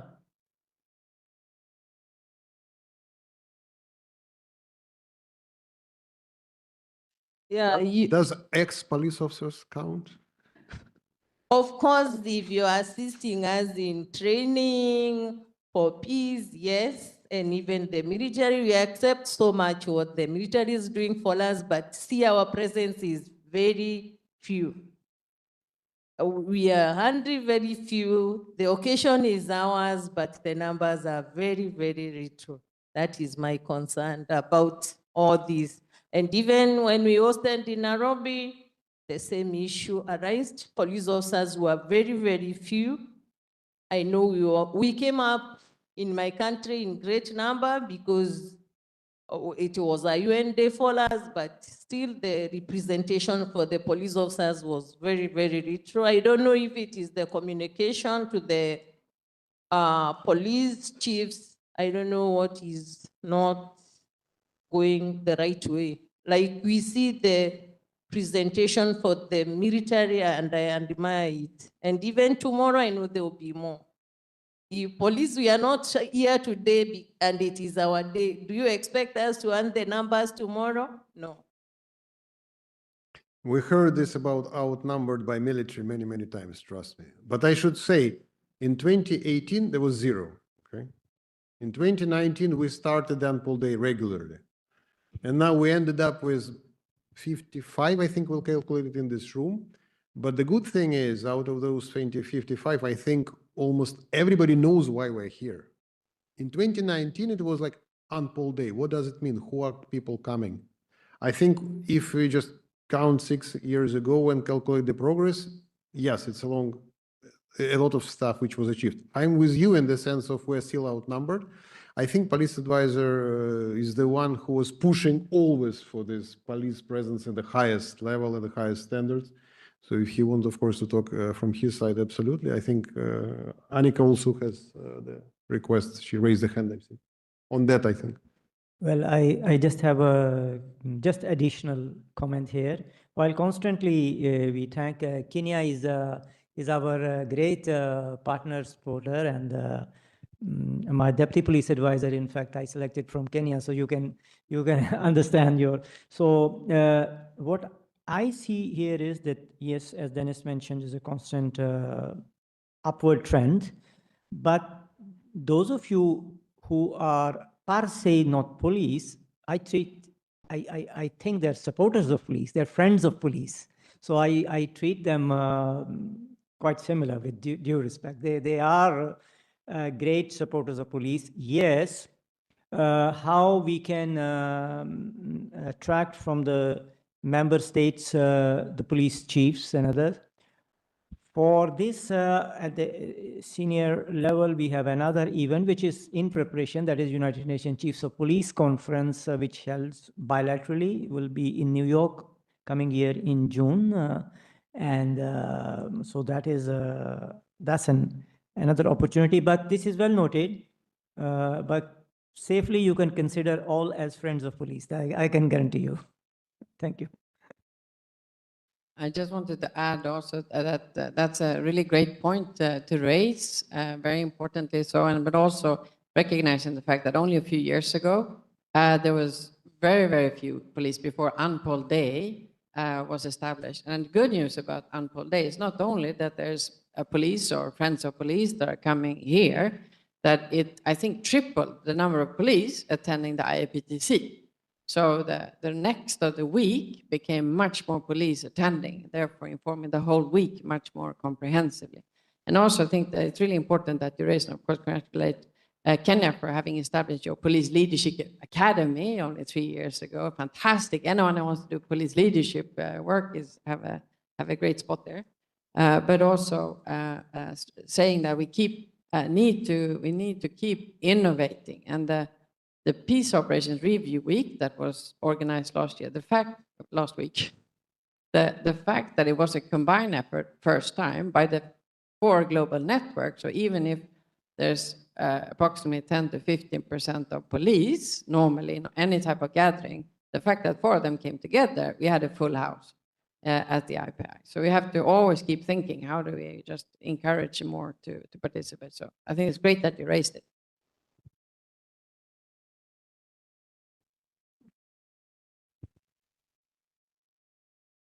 Sorry, I will add something about that, because as you know, we are here Unpoll Day today, but on the upcoming days, there will be the annual conference for the International Association of the Peacekeeping Training Center. So if we keep in mind that, for instance, I will talk on behalf of Latin America. You send the invitation to the whole Latin America to come for the annual conference for the IAPTC. The only country who have police peacekeeping training center is Argentina. The rest of the country is only military peacekeeping training center. So it means that if all the countries from Latin America comes here, all of them will be military representation, and only one will be police. So maybe, I don't know, in the rest of the region, maybe it happen the same. Usually the peacekeeping training center is handled by the military. Some of them, they have attached some trainers, police trainers, or they are in a temporary way. So what I mean, for instance, in Latin America, we don't have so many police peacekeeping training centers. That can be one of the causes. That's why they didn't send any representation on behalf of the police here. Can be one of the causes for this few number. Thanks, Nicandro. I think Latin America is not unique in that sense. For example, I know that colleagues from Bosnia and Herzegovina are in a very similar environment. And indeed, that sort of, I don't see personally it as a huge problem. As long as the people can deliver the standardized United training modules on police, and certified, then of course, more than welcome. And that is why we have the LCM mechanism in place. That's why we have UNITAR colleagues to support us. As long as the countries are responsible for the delivery of the pre-deployment training, as long as it's done by certified instructors, as long as it's done with accordance with the UN standards, why should we care who is doing that in a sense, right? Of course, it's an ideal environment. It should be police trainer with 30 years background, with 5 peacekeeping operations, who can share his or her experience. I fully agree with that. But the point is we have the reality in the ground. We face the situation where we are. So I think we have a question here, right? Somebody raised a hand, yes. Meanwhile, I recall what I wanted to announce. The questions from the online colleagues, if there is any questions online, please feel free to put them. In case we don't answer them now, we're here and we'll respond to you tomorrow. Please, over to you. Hello, does it work? Okay. I'm Anastasia, and I'm a PhD researcher at the European University Institute based in Florence. And I don't do peacekeeping training, but I research peacekeeping training, so it's exciting to be here. And I had a question. By the way, I'm here all week. If you want to share any of insights, I'll be very happy to chat. I had a question about the earlier presentation, I think, delivered by Ann-Kristin, about the time where trainees have the opportunity to train together, given that many tasks in peacekeeping require an integrated approach, as it's called. And I work on protection of civilians, and protection of civilians is the one which is associated with the integrated approach. So I was wondering if you could tell us a bit more in practice, when is the time for personnel to train together across different components? Is there enough time to do that? Do you see challenges or opportunities in that type of bringing different people from different like of work together? Thank you very much. Thank you. If I can maybe put on my Norwegian police hat now.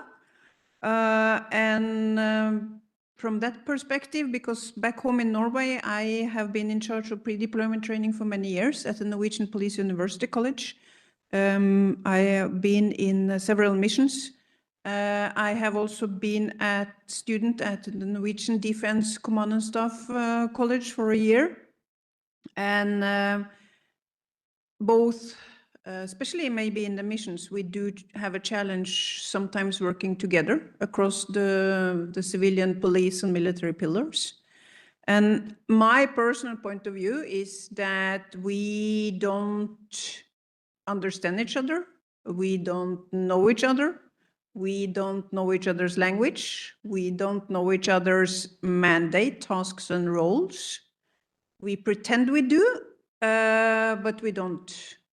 And then to work together, it's difficult, especially when we land in a mission and suddenly, sorry for my French, everything happens, shit hit the ground and we have to work together. And especially maybe in joint planning, in jobs around in the missions. Since we are not trained together, we just have to jump in and do whatever we manage to do.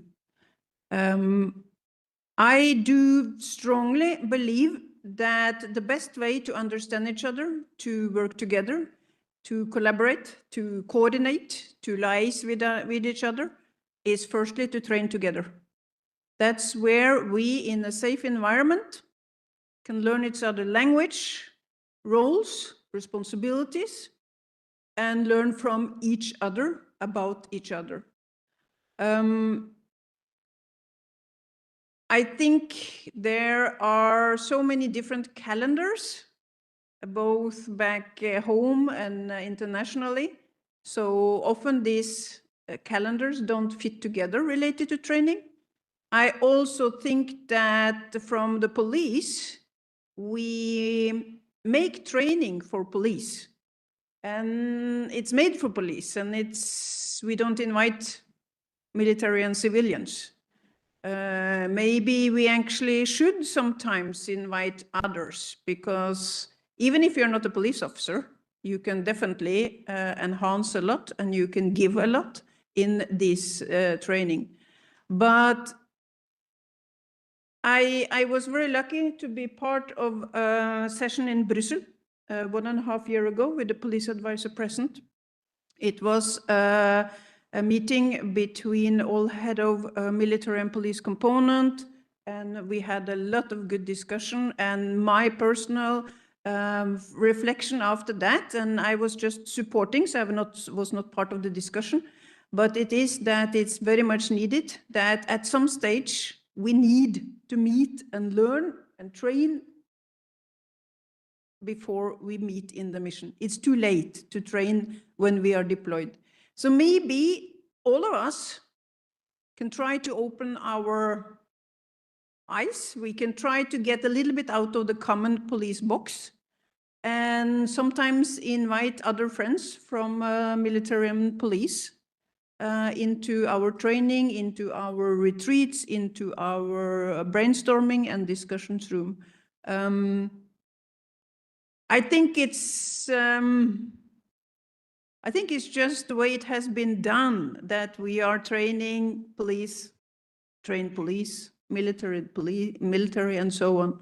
But for 2.5 years, I was the police liaison officer to the armed forces in Norway. So I was sitting up north in Norway for 2.5 years, advising a 3-star general. And even in Norwegian language, the military and the police language is different.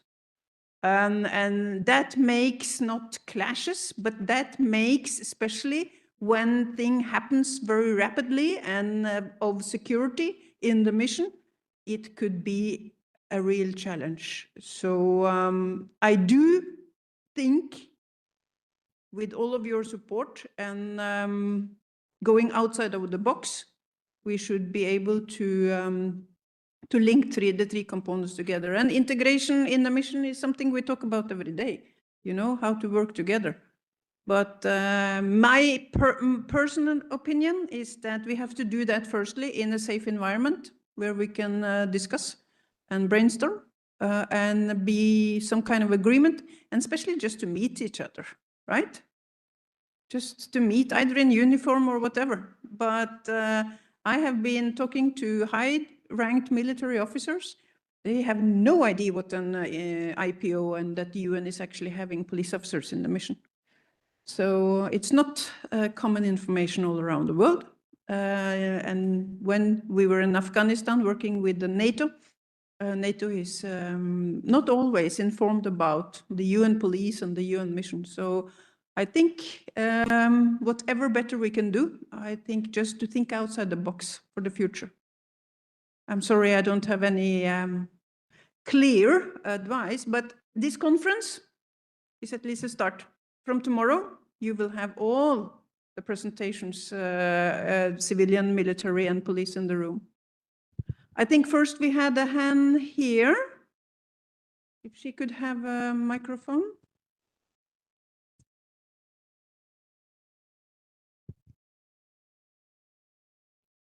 Hello, good afternoon, everybody. This is Sheila Parveen from Bangladesh Police. I am additional DIG, and I'm looking after the training all over the country and outside the border. And here, the Commissioner Sir, Advisor Sir is present here. Just, you know, Bangladesh is the first contributing country. They sent the first female FPO in Haiti in 2011. And those women are working. They are very qualified because we have the pre-deployment training and 6-month training. And also those who are the trainers, especially they are the top instructors from these institutions and also in our country. So instructors are wonderful. And I want to say those police personnel we have sent in a UN peacekeeping mission, they are so qualified officers. But it's a great regret to say, just I share with the advisor sir in the break time. our female FPO who just we sent them in Congo mission, just 1.5 months later, they repatriate in Bangladesh. So may I request you, in UN agenda, the 50% and 50% women and men. So for leadership position and how can we ensure the women peace and security if we don't deploy it in the women in the peacekeeping mission? So I request you to please consider how can we deploy it in the UN peacekeeping mission in the next time to ensure the women peace and security. Thank you. Thank you. I don't know, I Faisal, can you can comment? respond? Yes. This is a specific case, obviously falling under contingency planning, the liquidity issue in Congo, which they had to repatriate military and police, and unfortunately that FPU fell under the criteria of the head of the mission. So, but certainly Bangladesh is our close partner. We look for future opportunities and to see even when this liquidity improves in the missions, there is an element of reversibility. Maybe these colleagues can be redeployed if mission receives money. Thank you. I think our colleague from Germany. Yes. Okay, it works. Markus Feil here from the German Federal Police Academy. Yes, I would like to encourage all the training centers, the national training centers, to cooperate. So civilians, police, military in training. We are quite active in Germany. We have the so-called training partner platform. So with 3 police academies preparing for missions, 1 civilian organization, this is the CIF, the Center for International Peace Operations in Berlin, so for the civilians, and 2 military training centers. It's a Command and Staff College in Hamburg, and it's the UN Training Center in Hamburg from the German Armed Forces. And we've been doing this since 2008. So since 2008, we meet 2 times a year, and we exchange trainers on regular basis, especially for the pre-deployment training, but also we accept trainers and participants for trainings like MMA. So our national MMA training is a mixed training with civilians, police, and military.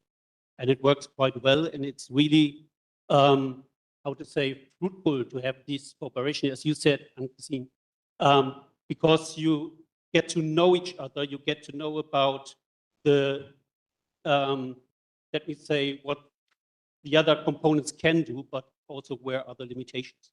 And it helps a lot for the operations, for the training, but not only within Germany. So, for example, we, as a Federal Police Academy, we have a cooperation with the SPO, Netherlands, so military training centers, and we exchange every year trainers and participants for the pre-deployment training, but also for hostile environment awareness training and things like this. So I would really like to encourage everybody. And if you're interested, we will have a little stand at the bazaar, so you can ask us, and we will stay there with the military, with police, and civilians.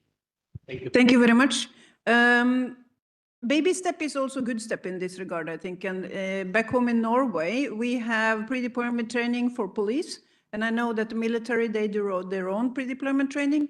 But when we have mission-specific training, when we send officers to UNMISS, and we have a mission-specific training before deploying to UNMISS, we invite those military staff officers that has been selected also to go to UNMISS. So we do the training together, military and police. And it's we get good feedback. They're very happy. So when they come to the mission, they already know each other and can continue. Thank you. Any other? No? Mr. Dennis? Madam?